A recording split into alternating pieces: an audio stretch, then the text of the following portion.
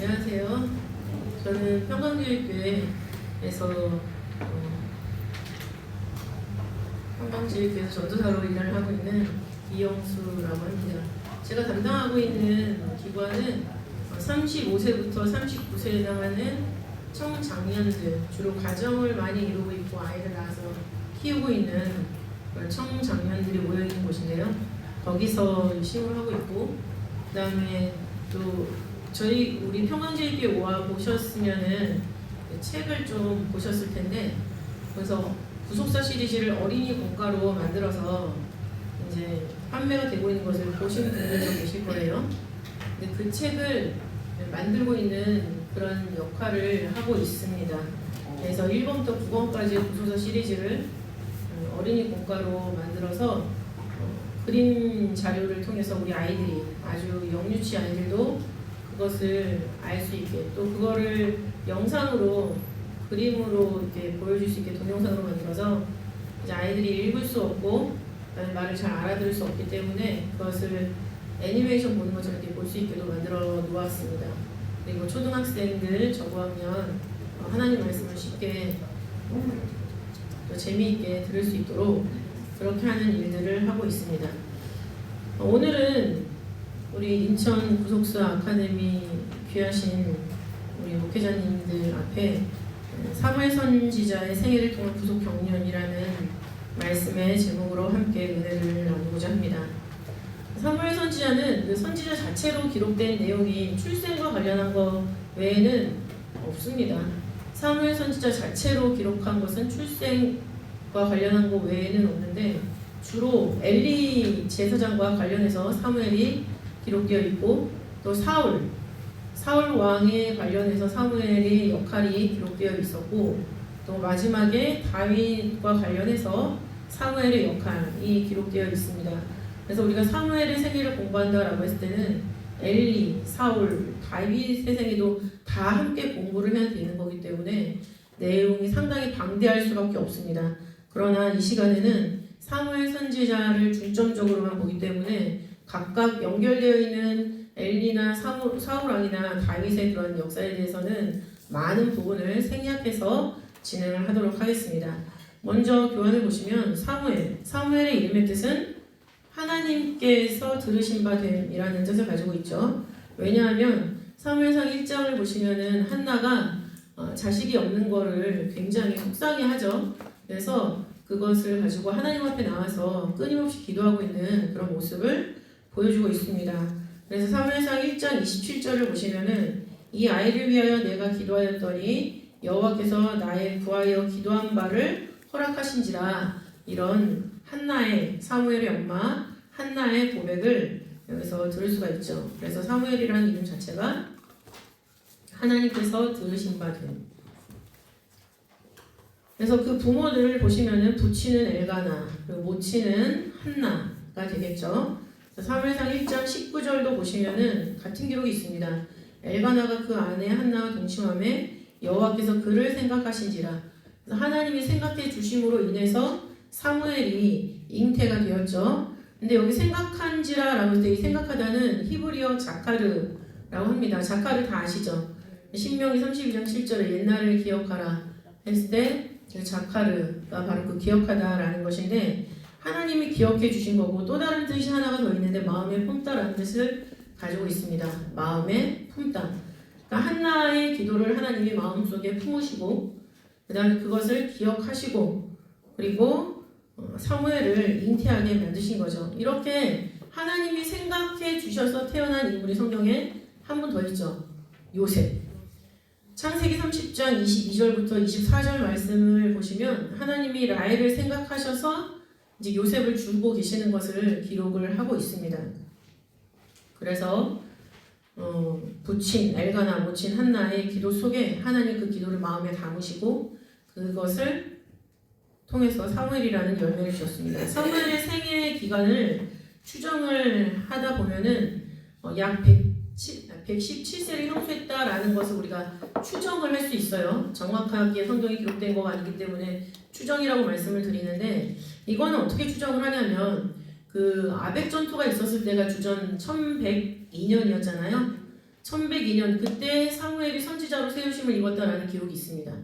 그런데 성경을 보면은 일반적으로 선지자로 세우심을 받을 때가 30세, 그리고 예수님의 공생의 생애도 그 시작도 30세, 이렇게 많이 30이라는 거가 강조돼서 기록이 되고 있는데, 그 주전 1102년을 사무엘 30세라고 생각을 한다면 사무엘은 주전 1132년에 태어난 거가 되는 거죠. 그죠? 1132년. 그리고 그 30세 주전 아벡전투 주전 1102년을 기점으로 해서 다윗이 도피행로 바람강해로 가기 직전에 그때 죽잖아요. 사무엘이 죽은 다음에 다윗이 바람강해로 옮겨가는데 그때를 우리는 대략 25세 정도로 추정을 하고 있습니다. 그래서 다윗의 나이가 25세라고 추정을 했을 때 그 기간으로 우리가 계산을 해보면은 다윗의 그 왕이 된 때가 또 1010년이잖아요. 그때가 30세. 그걸로 해서 다윗의 그 나이를 또 우리가 정할 수가 있어요. 그래서 그 기간을 전부 다 생각을 해보면은 1115년까지. 또 다윗이 1110년에 왕이 됐는데 그 왕이 된 때가 30세고 그럼 25세는 5년 전이잖아요. 그러면 1010년에 5년 전이면은 1015년이란 말이죠.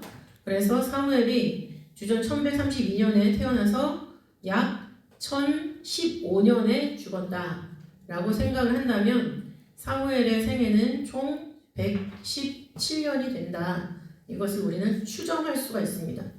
추정치입니다.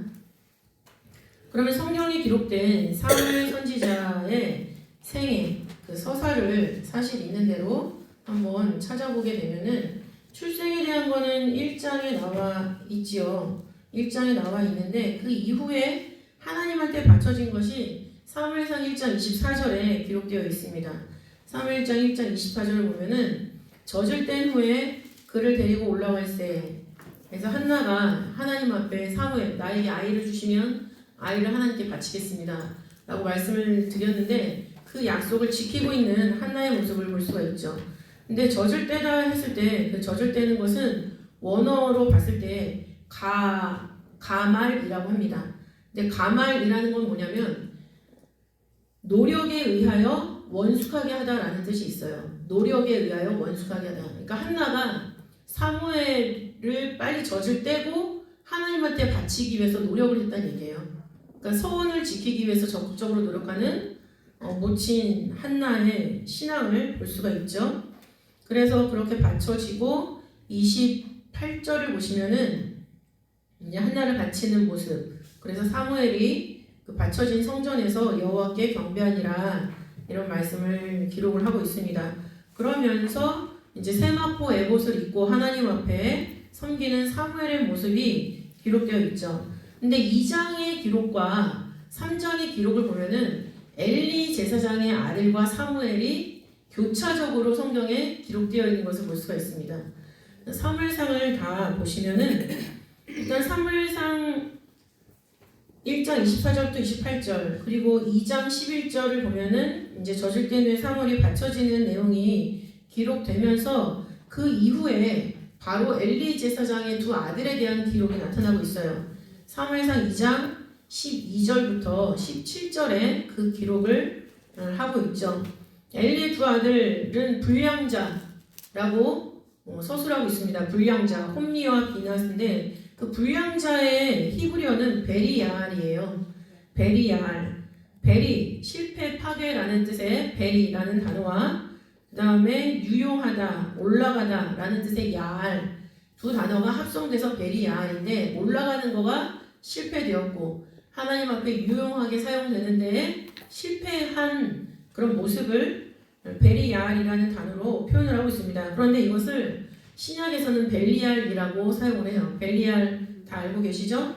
고린도서 6장 15절에 그리스도와 벨리알이 어찌 조화되며 그래서 사단의 별명으로 사용되고 있는데 그 사단의 별명으로 사용되는 그 별명이 제사장의 아들에게 붙었다.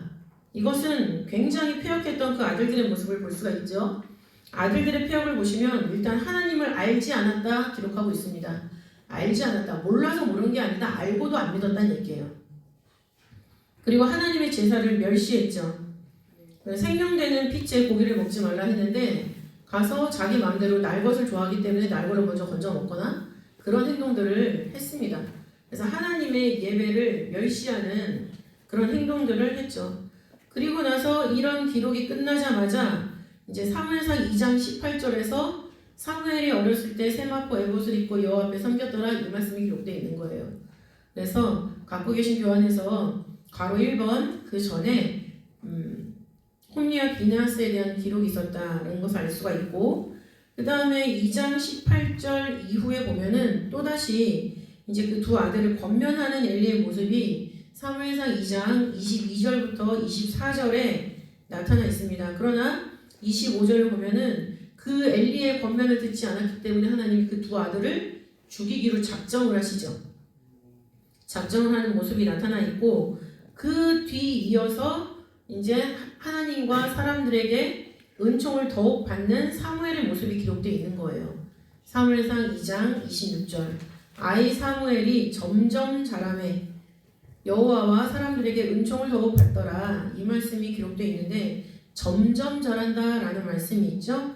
점점 자란다. 점점은 크다, 성장, 위대한 이런 뜻을 가지고 있는 단어를 사용을 하고 있습니다. 그 다음에 이 기록이 있은 다음에 곧장 엘리에 대한 하나님의 심판 예고가 27절부터 36절에 기록되어 있어요. 사무엘상 2장 27절부터 36절에 엘리에 대한 하나님의 심판이 예고되어 있는데 이때 엘리의 나이가 80세예요. 80세. 그 다음에 이제 하나님께서 충실한 제사장을 일으키겠다라고 말씀을 하시면서 사무엘상 3장 2절을 보시면 엘리가 눈이 점점 어두워져서 보지 못했다라는 기록을 하시면서 하나님의 이상을 처음으로 경험하는 사무엘의 모습이 기록되어 있는 거예요. 사무엘상 3장 3절을 보면 하나님의 등불은 아직 꺼지지 아니하였으며 사무엘은 하나님의 궤에 있는 하나님의 여호와의 전안에 누웠더니 이런 말씀을 기록을 하고 있죠. 그래서 하나님의 이상을 처음으로 경험하는 이 순간에 사무엘의 나이는 대략 12세 정도일 것이다 추측을 하고 있는 거죠. 사무엘상 3장의 기록입니다. 근데 이것을 사무엘이 알아듣지 못했죠. 그래서 사무엘을 하나님이 전부 3번 부르십니다. 3번 호출을 하고 드디어 3장 10절에 여호와께서 임하여서서 전과 같이 사무엘아 사무엘아 부르실 때 사무엘이 가로되 말씀하옵소서 주의 종이 듣겠나이다 이렇게 이야기를 하고 있죠. 그래서 이 기록이 있은 다음에 그러니까 사무엘 12세 때 사무엘의 이상이 하나님의 이상이 사무엘에게 나타났고 그 다음에 그 사무엘 12세 때 엘리는 80세였던 거예요. 근데 그 엘리에게는 하나님이 심판하실 거다라고 말씀을 하고 계시는 거죠. 그 다음에 이 부르심을 입은 다음에 이 불러가지고 하나님이 사무엘에게 무슨 말씀을 하시냐면 엘리 집을 내가 심판하겠다고 지난번에 말했는데 그거 그대로 다 이루어버릴 거다라고 확정을 지으세요. 확정을 짓는 말씀이 사무엘상 3장 그 이후에 15절부터 18절에 쭉 기록을 하고 있죠. 그러니까 엘리 제사장은 하나님이 우리 집안을 다 멸망시킬 거구나, 심판하실 거구나 라는 거를 80세 알아들은 거예요. 근데 80세 알아들었는데 그러면은 어떻게 해야 되겠어요? 회개하고 자식들을 교육을 시키고 회개를 하고 무섭게 가르쳐야 되겠죠. 그죠? 그런데 그렇게 하지 않았어요. 그러다가 엘리가 몇 살에 죽은지 아세요? 98세 죽었죠? 18년이 지나도록 잘못을 회개하지 않았다. 너무나 무서운 일이죠. 근데 그게 알고 지은 죄예요. 알고 지은 죄. 양심의 가책을 받으면서 안 가르쳤습니다. 그래서 그렇게 하나님의 이상이 처음 이렇게 나타났었고 그 다음에 하나님이 함께 하시는 선지자 사무엘의 모습이 사무엘상 3장 19절부터 20절에 기록되어 있죠. 사무엘이 자라매 여호와께서 그와 함께 계셔서 사무엘이 자라는 모든 시간 안에 하나님이 그와 함께 계신다. 그러면서 그 말로 하나도 땅에 떨어지지 않게 하시니 단에서부터 브엘세바까지 온 이스라엘이 사무엘은 여호와의 선지자로 세우심을 입은 줄 알았더라. 이렇게 말씀을 하고 계시죠. 그러면서 선지자 또는 사사로서의 사무엘의 생이 출발되고 있습니다. 이때가 아까도 말씀드렸지만 주전 1102년 30세. 사무엘의 생애를 설명하고 싶다라고 하면은 그 연대를 이뤄놓고 싶으면은 이거가 기점이 돼서 출생을 계산하는 거고 그 다음에 죽음을 계산을 하는 거예요. 그래서 주전 1102년이 사무엘 30세로 추정하는 거, 이것이 굉장히 중요한 기준이 된다라는 것을 말씀을 드리겠습니다. 그리고 이 선지자로 세우심을 입었다. 어떻게 선지자로 세우심을 입었는가? 어떻게 하나님이 함께 하셨는가? 라는 말씀은 사무엘상 3장 21절부터 4장 1절 상반절에 기록되어 있는데요. 여호와께서 실로에서 다시 나타나시되 여호와께서 실로에서 여호와의 말씀으로 사무엘에게 자기를 나타내시니 사무엘의 말이 온 이스라엘에 전파되니라 말씀하고 있어요. 그러니까 사무엘이 하는 말이 하나도 땅에 떨어지지 않았다라는 것은 뭐냐면 하나님이 하나님의 말씀으로 사무엘에게 역사하셨기 때문에 사무엘의 말이 떨어지지 않은 게 아니라 하나님이 말씀하신 것을 사무엘이 선포했을 때 하나님이 말씀하신 대로 다 이루어졌다라는 것을 말씀하고 있는 거죠. 근데 이때 상황은 아벡전투 1102년 때 법궤를 뺏겼잖아요. 법궤를 뺏겼기 때문에 이스라엘은 법궤 기럇 여아림에 있는 그 법궤 앞에 가지를 못하고 사모하기만 하고 있었어요. 그러면 하나님한테 뭐 물어볼 때 그 당시 이스라엘 사람들은 법궤 앞으로 갔었는데 갈 수가 없잖아요. 누구 앞으로 갔다는 얘기예요? 사무엘 앞으로 갔다는 얘기예요. 그러니까 결론에서도 다시 말씀드리겠지만 사무엘은 살아있는 하나님의 법궤로 활동한 선지자다라는 것을 우리는 알 수 있다는 거죠. 그 말씀을 좀 더 자세히 살펴보도록 하겠습니다. 여호와께서 실로에서 다시 나타나셨다. 그러니까 사무엘에게 자꾸 나타나셨다는 얘기죠. 자꾸 나타나셨다. 이 나타나다라는 것은 수동 재규형을 사용하고 있어요. 문법이 수동 재규형. 하나님이 스스로 나타나셨다. 사무엘에게 나타나셨다라는 것을 볼 수가 있어요. 하나님이 선택하시고 하나님이 정하신 때에 사무엘에게 나타났다라는 것을 알 수가 있고, 다시라는 것은 점점 더 증가하다, 결합하다라는 뜻의 야사프라는 히브리어를 사용을 하고 있습니다. 그래서 다시 나타나셨는데 두 번째 또 나타나실 때를 설명하는 걸 보니까 말씀으로 자기를 나타내셨다 이렇게 기록을 하고 있죠. 근데 다시 나타나다 했을 때 나타났다라는 것과 자기를 말씀으로 자기를 나타내셨다 했을 때 그 나타났다라는 거에 사용한 히브리어는 다릅니다. 처음에 다시 나타났다 했을 때는 그냥 보다 관찰하다라는 뜻이에요. 근데 말씀으로 사무엘에게 자기를 나타내시니 했을 때 그 나타나다라는 뜻은 가라라는 단어인데요. 히브리어 가라 역시 수동태를 사용을 하고 있습니다. 뭐냐면 벗기다, 드러내다, 누설하다라는 뜻이에요. 벗기다, 드러내다, 누설하다. 그러니까 하나님이 말씀으로 사무엘에게 자기를 누설하고, 그 다음에 자기를 벗겨서 보여주시고, 자기를 드러내시고, 막 이런 역사를 하신다는 얘기죠.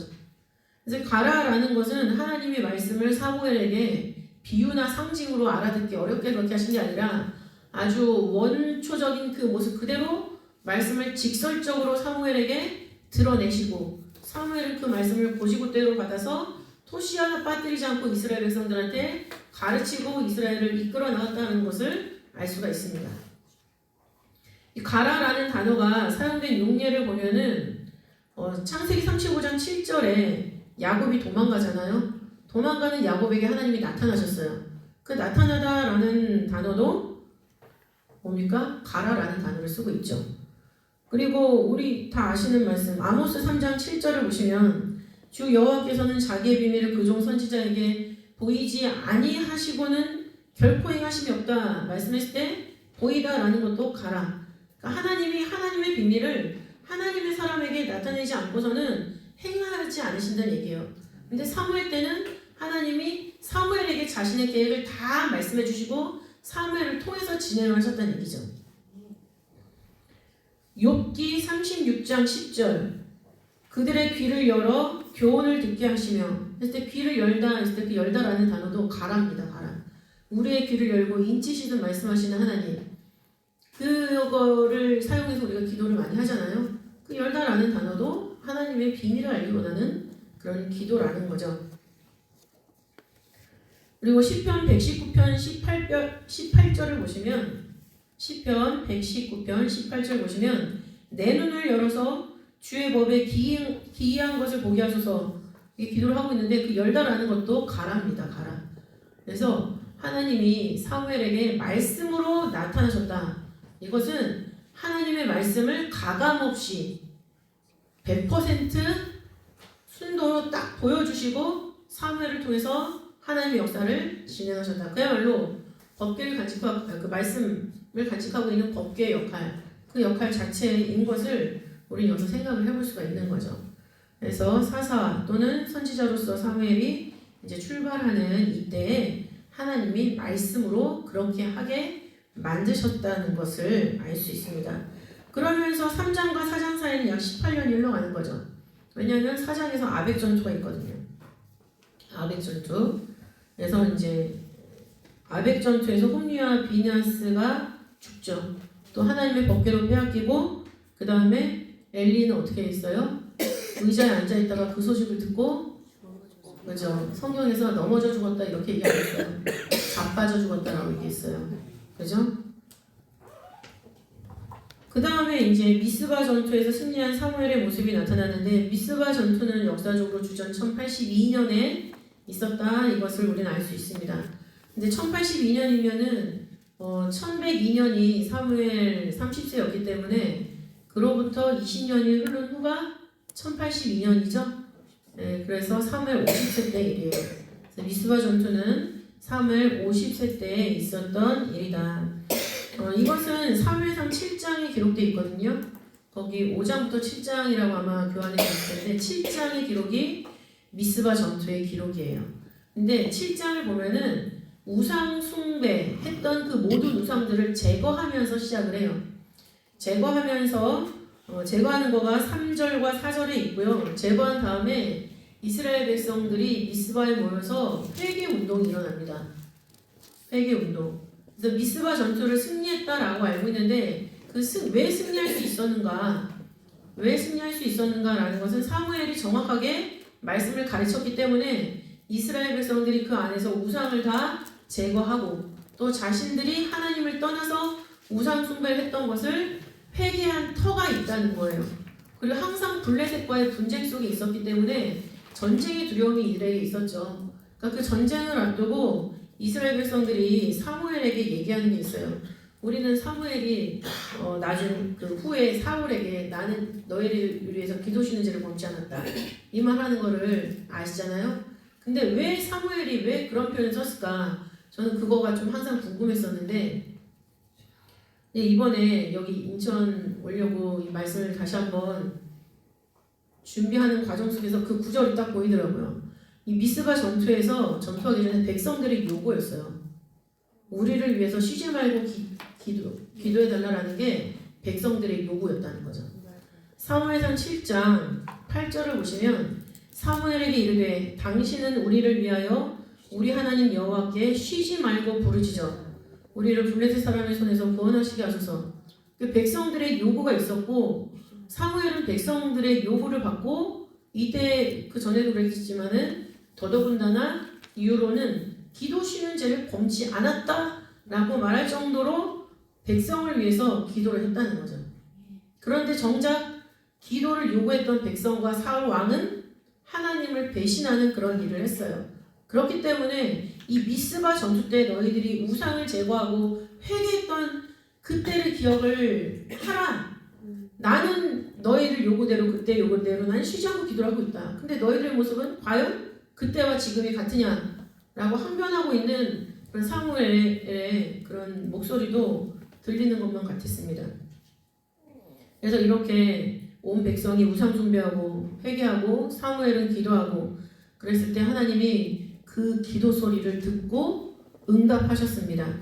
그래서 사무엘상 7장 9절을 보면은 이스라엘을 위하여 사무엘이 여호와께 부르짖음에 여호와께서 응답하셨더라 말씀을 하고 있고, 그 응답의 결과 10절을 보시면 그날에 여호와께서 블레셋 사람에게 큰 우레를 발하여 그들을 어지럽게 하시니 그들이 이스라엘 앞에 패한치라 이렇게 말씀을 하고 있죠.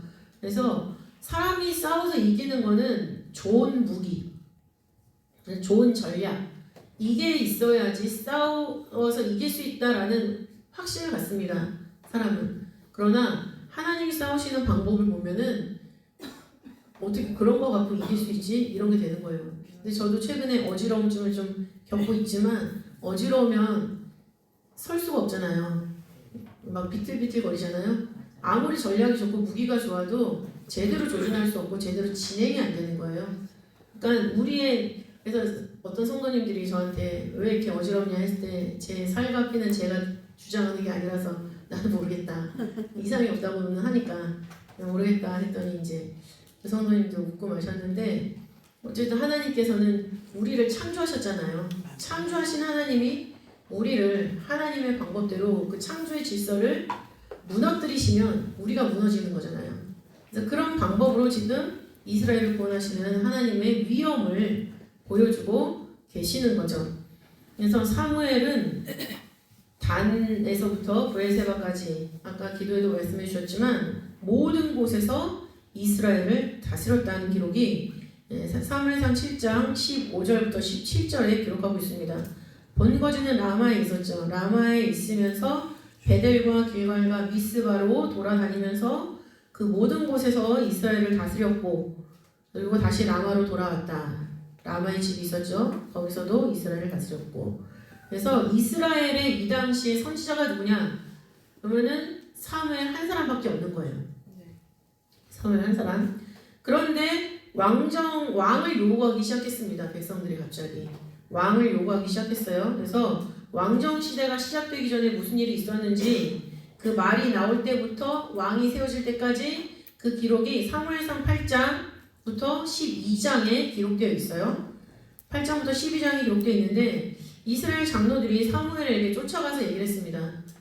8장 1절 3절을 보시면 사무엘이 늙음에 그 아들들로 이스라엘 사사를 삼으니 이렇게 말씀을 하고 있죠.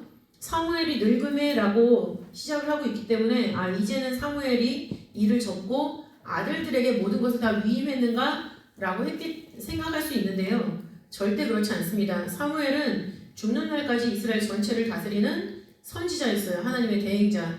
그럼 이 아들들은 무엇이었는가? 브엘세바에서 사사가 됐다라고 기록하고 있잖아요. 단에서부터 브엘세바까지 다 다스린 게 아니라 보면 그들이 브엘세바에서 사사가 되니라 말씀하고 있습니다. 브엘세바 그 이스라엘 나라가 길쭉한데 제일 밑에 아랫부분에 브엘세바라는 동네를 맡게 했는데 이 아들들이 사무엘처럼 하지 못했어요. 사무엘처럼 그 행위를 따르지 않고 뇌물을 취하고 판결을 굳게 하는 그런 일들을 했죠. 근데 이스라엘 장로들과 백성들이 그거를 빌미 잡은 거예요.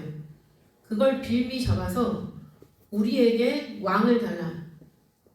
당신의 아들들이 저렇게 잘못하니까 당신도 틀렸다라고 얘기하면서 우리에게 왕을 달라.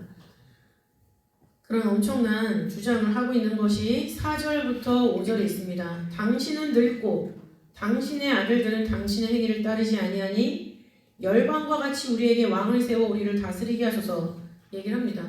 여기서 가장 잘못된 단어는 열방과 같이라는 단어예요. 이스라엘 백성들은 본인들이 노력해서 나라가 된 게 아니잖아요. 이스라엘 백성들은 노예였어요. 애굽의 노예. 노예인데 그 노예를 하나님이 출애굽시키셔서 1차 목적지 시내 광야로 끌고 오셨죠. 그죠? 출애굽기 19장이 있습니다. 출애굽기 19장에서 있으면서 4절 5절 보면은 내 말을 듣고 지키면은 너희가 내 백성이 되고 난 너의 하나님이 된다. 그것을 너네들이 하겠느냐라고 약속의 손을 내밀어요. 그랬을 때 이스라엘 백성들이 그걸 하겠습니다 하고 맞잡아요. 그래가지고 하나님이 헌법으로 10계명을 주신 거예요. 그러니까는 이스라엘 백성들의 출발은 100% 하나님으로 말미암은 신정 국가예요. 신정 국가로 출발을 했는데 그 하나님의 법을 무시하고 나라의 근간을 무시한 거죠. 나라의 근간을 무시하고 사람 왕을 달라고 얘기를 하고 있는 거죠. 사람 왕. 그거는 집단입니다. 북한이 그렇죠. 우리 평강제일교에서는 목요일마다 근현대사 강의도 원로목사님 계셨을 때도 꾸준히 목요일마다 이제 근현대사 설교도 계속 해주셨고 그 뜻을 이어받아서 저희들이 목요일마다 여자 전도사들 같은 경우는 근현대사 강의를 합니다. 근현대사 시리즈가 1검자 4금 있고 유교의 그 뿌리가 우리나라의 부패로부터 시작을 했기 때문에 우리가 지금은 부패하지 말고 살자. 그래야지 우리나라를 지킬 수 있다. 라는 그런 건데 북한도 그때 이제 제가 강의하느라 공부해 보니까 북한이 마르크스 레닌주의의 터 위에서 시작했잖아요. 그럼 마르크스 레닌주의에서 시작을 했는데 1974년에 김일성 헌법을 세우면서 그 마르크스 레닌조차 부정을 해버립니다. 그래서 북한은 집단인 거예요. 나라가 아니라. 나라의 근간이 됐던 그 근간을 저버렸기 때문에.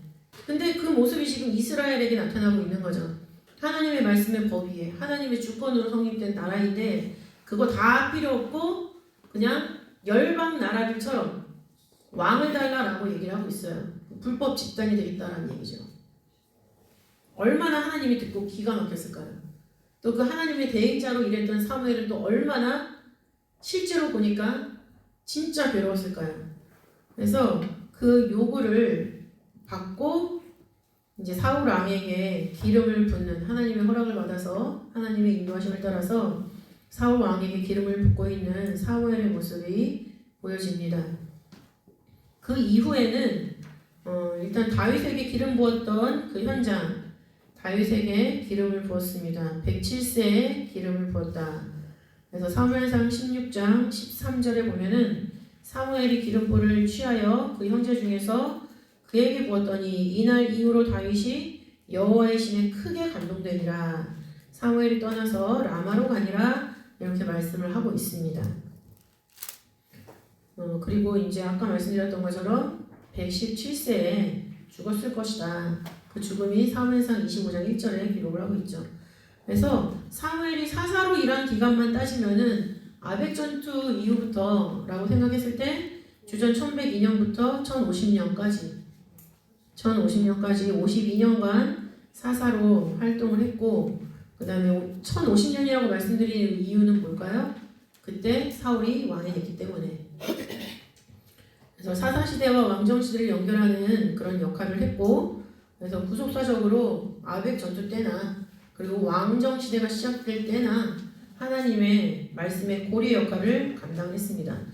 이제 본격적으로 세 번째 사무엘 선지자의 생애를 통한 구속 경륜을 보도록 하겠습니다. 조금 쉬었다 할까요? 쉬고 싶으실까요? 10분만 쉬었다가. 예, 알겠습니다. 10분 쉬었다 하겠습니다.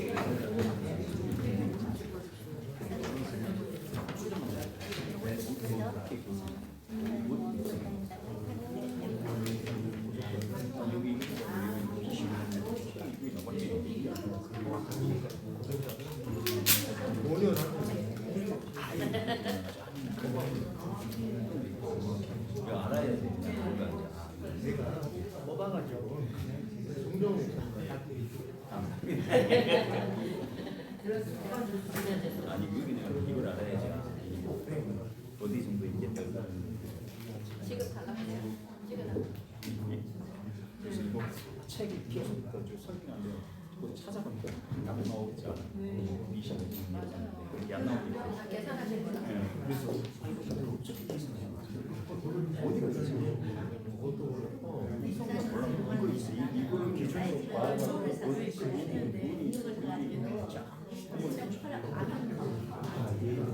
이게 아니에요. 이게 아니에요. 아직 몰랐어요. 아직 가까이 저기는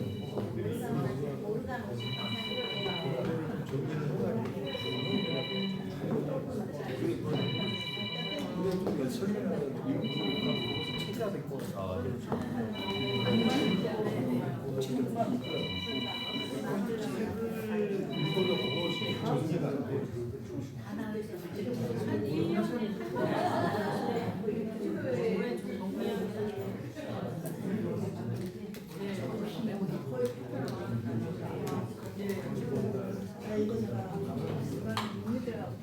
스트레칭 하면서 있다고. 스트레칭 하다가 그냥 원래 이거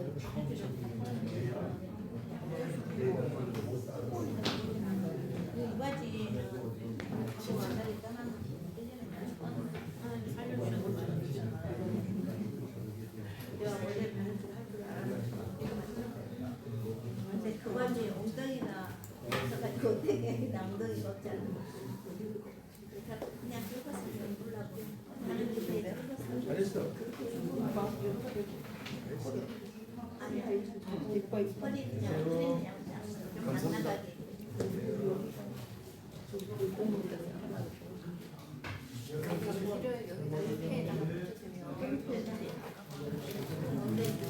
그걸 잘 들으셨어요? 그거 입고 좀 괜찮게 그러면 안전히 편하다고.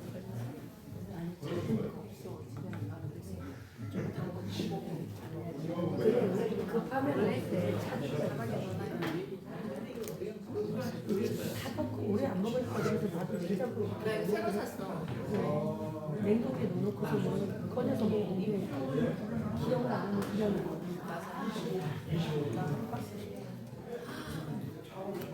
나는 4개만. 4개 모양.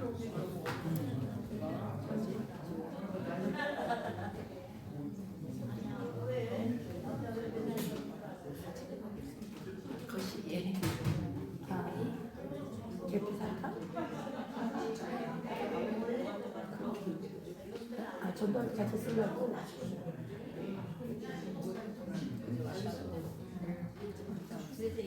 나도 진짜 시켜먹고 있어. 전화해서 나 학생 준다는 얘기를 안 해주셨어.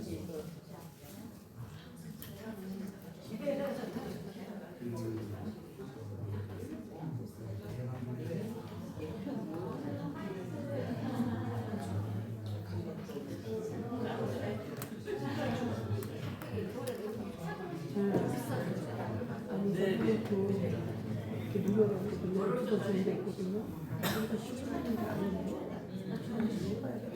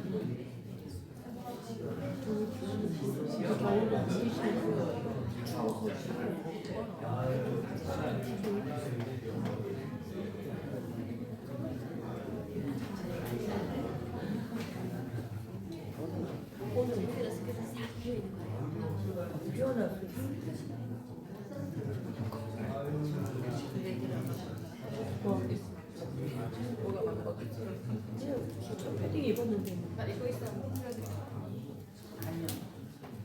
괜찮은데 괜찮은데 아침 딱 먹으면 근데 기침 갈 때는 조금 따뜻하면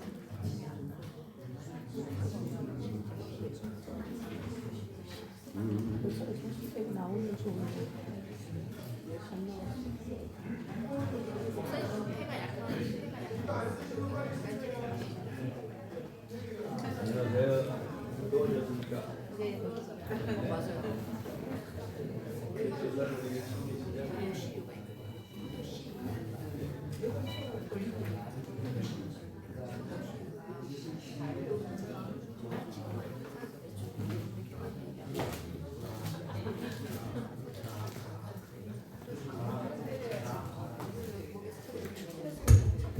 아, 뒤에 책이 요 두 권이 있는데 이게 할인돼 가지고 3만 원.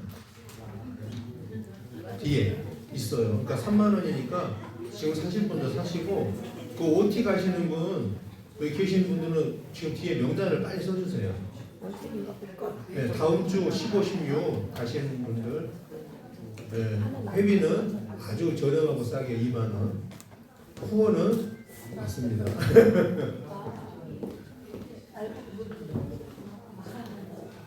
이건 한 번당 24,000원에다가 18,000원인데 두 번에 3만 원이면 싸잖아요. 싼 거예요. 책 몇 권 사면 없으니까 얼른 가세요.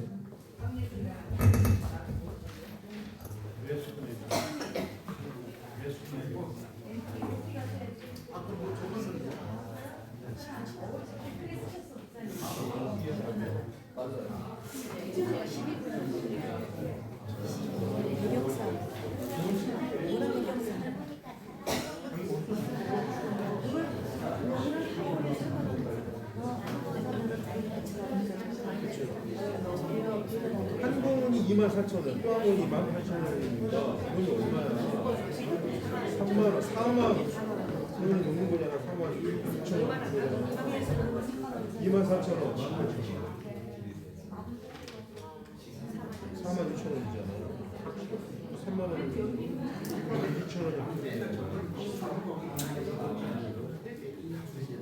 우리 송정국 목사님이 아주 정상적으로 가고 있습니다. 그게 궁금해. 그러니까 궁금해야 풀어지는 거야. 송정국 목사님이 아주 궁금하대. 너무 많이 확실히 하시는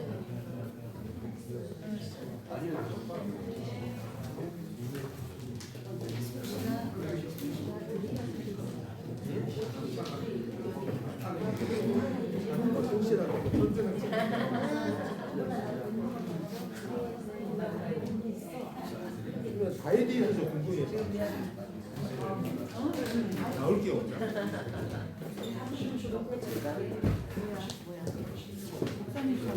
색깔은 어떠네?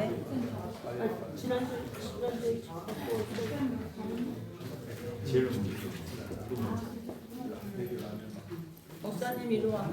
이리 와. 다들 즉시 적어요. 즉시 적어야 돼. 그 사람은 실수해. 누가 내는 거 써봐. 저 옆에다가 이거랑 책 2만 원 낼게. 소세 적어. 13,000원. 아니 그러면 수수랑 회비하고 책가하고 다 적어.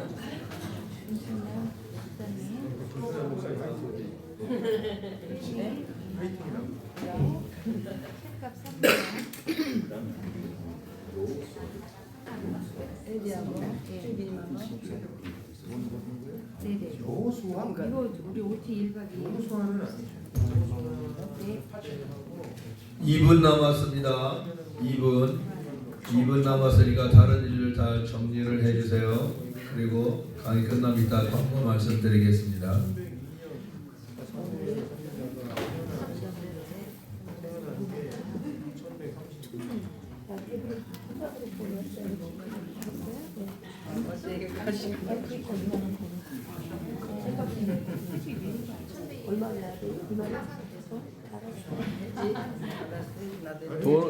저 회계님 돈은 나중에 얻으세요. 나중에. 시작하시죠.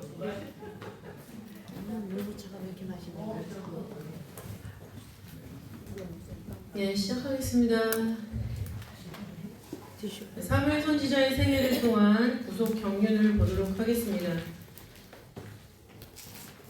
거기 순서가 가로 1번이 그 말씀에 순종하지 않은 뭐 이렇게 돼 있는데 순서를 좀 바꿔서 말씀을 드릴게요. 먼저 말씀대로 하지 않은 자에 대한 하나님의 심판을 먼저 살펴보도록 하겠습니다. 2번이라고 되어 있죠. 말씀대로 하지 않은 자에 대한 하나님의 심판. 신기하게도 이 사무엘 선지자를 중심으로 그 전에는 엘리가 있었고 그 다음에는 사울이 있었죠. 근데 엘리도 그렇고 사울도 그렇고 하나님의 일을 하는 사람이에요. 특히 사울 같은 경우는 하나님한테 달라고 해서 준 왕이죠. 그래서 백성들의 요구에 의해서 하나님이 왕으로 선택을 하셨었는데 그 엘리의 집이 가는 길과 사울이 가는 길이 똑같이 나타나고 있습니다.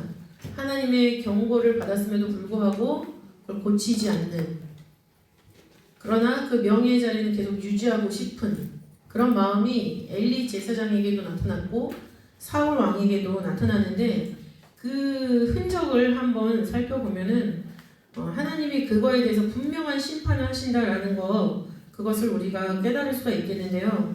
먼저 엘리에 대해서 보면은 하나님이 1차 경고를 하십니다. 사무엘상 2장 27절부터 36절에 말씀을 하고 있죠. 1차 경고는 어떤 하나님의 사람을 보내셔서 엘리 제사장에게 말을 하게 하세요. 이 하나님의 사람이 어떤 사람인지 성경에 나타나 있지는 않습니다.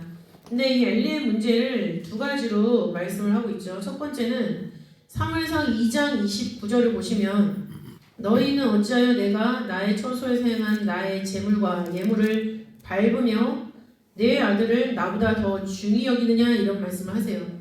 그러니까 엘리의 첫 번째 문제는 뭐냐면 하나님 말씀보다 자기 자식을 더 중요하게 생각하는 그런 문제가 있었던 거죠. 그리고 하나님의 예물과 재물을 밟았다. 하나님의 예배를 멸시한 문제가 있습니다. 이 문제를 말씀하시면서 30절에 내가 전에 내 집과 내 조상의 집이 내 앞에 영영히 행하리라 하였으나 이제 나 여호와가 말하노니 결단코 그렇게 아니하리라. 나를 존중히 여기는 자를 내가 존중히 여기고 나를 멸시하는 자를 내가 경멸히 여기리라 이렇게 말씀하세요. 전에 분명히 너의 집을 통해서 내가 영광 받을 것이다 라고 말을 했는데 이제는 달라졌다라고 얘기를 하시는 거예요. 이제 왜 달라졌을까요? 엘리 제사장이 본분을 떠났기 때문에. 엘리 제사장은 하나님께 예배를 잘 드리는 사람이잖아요. 근데 하나님께 드리는 예배도 무시하고 그 다음에 하나님의 예배를 무시하고 있는 자녀들도 제대로 가르치지 않고 그 이유인즉슨 아들이 하나님보다 훨씬 더 아들을 훨씬 더 사랑이기 때문에. 그래서 전에는 그랬지만 이제는 아니다. 이것을 결정하는 것은 우리 각자라는 것을 우리가 좀 생각을 해봤으면 좋겠습니다. 우리는 하다가 하나님 나한테 왜 이러시지? 이럴 때가 있습니다. 저도 그렇고. 근데 왜 이런 일이 벌어졌을까라는 것을 생각하면 문제는 저한테 있는 거예요. 저한테 문제가 있는 거를 제 양심이 먼저 일깨워주는데 양심이 일깨워줬을 때 그것을 회개하고 돌아오면은 하나님이 어떤 문제처럼 딱 인정을 해주시는데 그거를 회개하지 않고 하다 보니까 하나님이 전에는 맞았지만 지금은 틀리다 라고 말씀을 하고 계시는 거죠. 사무엘상 2장 31절 어떤 식으로 하실 거냐면 내가 내 팔과 내 조상의 집 팔을 끊어 내 집에 노인이 하나도 없게 하는 날이 이를지라. 지금 당장은 아니지만 앞으로 이렇게 만들어주겠다. 끊어버리겠다는 거예요. 팔을 끊는다는 거는 일을 하지 못하게 한다는 얘기예요. 하나님을 섬기는 제사장이 팔이 없으면 어떻게 일을 할 수가 있겠어요? 그러니까 팔을 끊는다라는 거는 일을 하지 못하게 막는다는 건데 이 부분을 공동 번역에서는 내 가문과 내 가문의 기운을 꺾으리니 이것을 이렇게 번역을 하고 있습니다. 근데 이 기록은 사무엘 선지자가 하나님의 엘리 제사장을 보실 때 처음 하신 말씀이 아니에요. 이미 이스라엘을 나라로 성립하실 때 하나님은 미리 가서 다 보고 오시는 거잖아요. 하나님이 우리의 삶을 다 정해놓고 출생을 시키셨다기보다는 우리에게 하나님의 말씀의 뜻대로 살 수 있는 지혜와 능력과 힘을 다 주신 다음에 우리에게 사명을 주셔서 내보내 주셨죠. 그러면 하나님 주신 힘과 능력과 지혜를 가지고 하나님이 우리에게 주신 그 사명을 잘 감당을 해나가야 되는 그것이 우리가 사는 의미와 목적과 가치입니다. 근데 가보는 거야. 하나님 미리 가보셔서 얘가 그대로 하나하나를 보시면서 제대로 하지 못하는 경우에는 장치를 주시는 거죠. 돌이킬 수 있는 장치. 근데 장치를 계속 두셨는데도 계속 올바르지 않은 선택을 해간다 라고 했을 때는 가룟 유다처럼 되는 거예요. 가룟 유다는 너무나 하나님이 장치를 많이 주셨죠. 심지어는 많은 사람 있는 자리에서 이 떡반죽 그릇에 손을 넣는 자가 나를 팔자다. 공개적으로 장치를 딱 설치하신 거예요. 그러면은 웬만한 양심을 갖고 있어서는 거기에 손을 못 넣을 거 아니에요? 그걸 넣었어요. 사단한테 잠식당했기 때문에. 그러니까 그런 것처럼 하나님이 그 엘리가 어떻게 행할 것도 쭉 다 가서 미리 보시고, 또 사무엘이 어떻게 또 할 것도 다 미리 다 보시고, 이런 식으로 하시는 거죠. 그렇기 때문에 이스라엘을 나라로 성립하실 때 주신 그 말씀 중에도 이스라엘 백성들이 나라가 돼서 이렇게 갔을 때 어떤 일들이 벌어지겠구나. 그래서 미리 다 법으로 세워놓으신 그런 말씀들이 성경에 있습니다. 그래서 하나님 말씀의 그 사명을 떠났을 때는, 하나님 말씀을 멸시했을 때는 다 끊어버리겠다라는 그 표현이 민수기에도 있어요. 민수기 15장 31절을 보시면, 그런 사람은 여호와의 말씀을 멸시하고 그 명령을 파괴하였은즉 그 죄악이 자기에게로 돌아가서 온전히 끊쳐지리라, 이렇게 말씀을 하고 있죠. 그래서 하나님의 말씀을 멸시하고 하나님의 명령을 파괴하는 자는 하나님이 끊어버리겠다라는 말씀을 이미 민수기에 하셨어요. 그리고 그 말씀의 대상자가 바로 엘리 제사장 집이 된 거예요. 자식을 하나님보다 더 앞세워서 예배가 망가지고 있는데도 불구하고 그걸 수정해주지 않았기 때문에. 그리고 2차 경고가 나오죠. 2차 경고는 사무엘상 3장 11절부터 18절에 기록되어 있습니다. 이것은 사무엘 선지자가 엘리 제사장에게 전해주는 말이죠. 원래는 하나님이 사무엘에게 내가 전에 엘리 집에 대해서 경고한 게 있는데 그거를 분명히 반드시 이룰 거야 라고 했어요. 근데 엘리가 궁금하거든요. 하나님이 너한테 뭐라고 그랬어? 했더니 사무엘이 말하고 싶어 하지 않았어요. 왜냐면 12살짜리 어린 사원 같은 그런 선지자, 꼬마 선지자인데 그 제사장이 그거를 물어보니까 얼마나 무섭겠어요. 그 제사장이 망한다는 얘기인데. 그래서 말을 안 하려고 그랬는데 엘리 제사장이 자꾸 물어보고 하니까 말을 해줬어요. 말을 해준 내용입니다. 근데 사무엘상 3장 11절 말씀 보면은 하나님이 그 경고를 사무엘에게 하시면서 내가 이스라엘 중에 한 일을 행하리니 그것을 듣는 자마다 두 귀가 울리리라. 내가 엘리 집에 대하여 말한 것을 처음부터 끝까지 그날에 그에게 다 이루리라, 이렇게 말씀하셨거든요. 근데 귀가 울린다라는 게 무슨 뜻일까요? 귀가 울린다. 이거는 뭐냐면 원어가 파랄이라는 히브리어인데요. 파랄. 쑤시다, 떨리다 라는 뜻이에요. 그리고 부끄러워서 귀가 빨개지거나 두려워서 이빨이 딱딱 부딪히는 소리. 그 정도로 부끄러움을 느끼는 거예요. 그러니까 이 심판의 말씀을 드리면 엘리가 그렇게 돼야 되는 거예요. 이 심판의 말씀을 사무엘을 통해서 전에 들었을 때 엘리의 귀가 빨개지고 부끄러워서 귀가 빨개질 정도고 그 하나님의 심판이 두려워서 이빨이 딱딱 부딪힐 정도로 막 그렇게 하면서 회개를 해야 될 거를 하나님이 생각하시고 말씀하셨는데 엘리의 반응은 어떻습니까? 엘리는 하나님이 그렇게 말씀하셨으니까 그대로 이루어질 것이다, 이렇게 얘기를 하고 있어요. 하나님 앞에 무릎 꿇고 기도하지 않고. 그러면서 하나님은 그러죠. 13절 말씀에 내가 그 집을 영영토록 심판하겠다고 그에게 이른 것은 그의 아는 죄악을 인함이니. 알고 지은지라는 얘기죠. 이는 그가 자기 아들이 저주를 자청하되 금하지 아니하였음이니라. 그러므로 내가 엘리의 집에 대하여 맹세하기를 엘리 집의 죄악은 재물이나 예물로나 영영이 속함을 얻지 못하리라 하노라. 이 회개의 기회가 이제 끊어졌다는 얘기죠. 아무리 뭘 들고 이구지고 와서 하나님 앞에 예배를 드려도 그것으로 그 엘리의 죄악이 용서받을 수 없게 된다. 그러니까 회개의 기회를 얻지 못하는 거예요. 더 이상. 너무나 무서운 거죠. 잠언 13장 24절 말씀을 보시면 초다를 참아 못하는 자는 그 자식을 미워함이라. 자식을 사랑하는 자는 근실이 징계하느니라 라고 말씀을 하고 있어요. 근실이라는 것은 샤하르라는 히브리어인데 날이 새다라는 뜻이에요. 자녀를 훈계하고 훈육하고 하나님 말씀대로 세우기 위해서 날 새는 줄 모르고 자식을 바라보면서 그렇게 교육을 이어가야 되는 것을 부모의 모습으로 성경은 제시하고 있는 거죠. 하나님이 그렇게 우리를 보시는 거예요. 하나님이 우리를 그렇게 날이 새도록 바라보면서 하나님의 말씀을 감당하고 있는가? 하나님의 사역자로서 어린 양무리들을 제대로 말씀 가운데로 인도하고 있는가? 그거를 보시면서 우리를 때로는 채찍질로 하시고 때로는 사랑해 주시고 채찍질 하시는 것 모두가 하나님 말씀의 길로 잘 인도하시기 위해서 하나님 우리한테 그렇게 하시잖아요. 그러니까 우리도 자식에 대해서 그렇게 해야 된다는 거죠. 성도에 대해서도 그렇게 해야 되는 거죠. 교육자들의 가장 큰 함정이 뭐냐면 성도들한테 좋지 못한 판단을 받고 욕먹을까봐 그냥 무조건 웃으면서 인사하는 거. 무조건 웃으면서 그 성도가 뭘 잘못했는지 뭔지 다 알고 있는데 일단 그 성도의 마음이 다쳐서 교회 안 나올까봐 웃으면서 무조건 잘못해서 얘기하지 않고 그러다 이제 교회 망하는 거죠.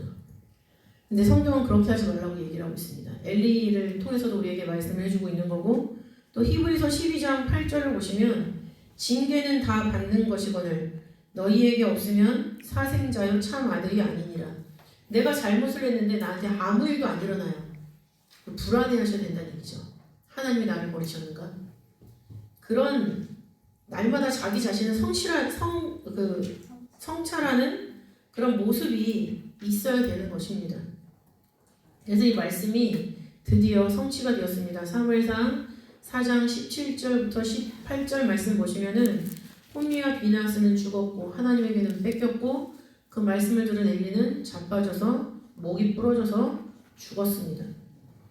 그리고 이것은 1차적인 성취지만 2차 성취가 있죠. 왜냐하면 하나님이 말씀하실 때 그 조상의 노인의 팔도 다 끊어버린다 라고 말씀하셨잖아요. 그거는 뭐냐면 그 엘리 집안이 이어왔던 대제사장의 집을 말하는 거예요. 조상 때로부터 내려왔던 너희 집안의 사명 그것도 다 끊어버리겠다라고 하셨는데 하나님이 진짜 끊으셨어요. 언제 끊으셨을까요? 아비아달 때 아비아달이 아도니아의 음모에 가담하죠. 솔로몬이 왕이 되는 걸 방해하려고 해요. 그때 대제사장직에서 끊어져 버렸어요. 열왕기상 2장 27절을 보시면 아비아달을 쫓아내어 여호와의 제사장 직분을 파면하니 여호와께서 실로에서 엘리의 집에 대하여 하신 말씀을 응하게 함이더라 말씀하고 있죠. 이 엘리의 후손을 쭉 보면은 그 후손으로 아비아달이 나타나고 있어요.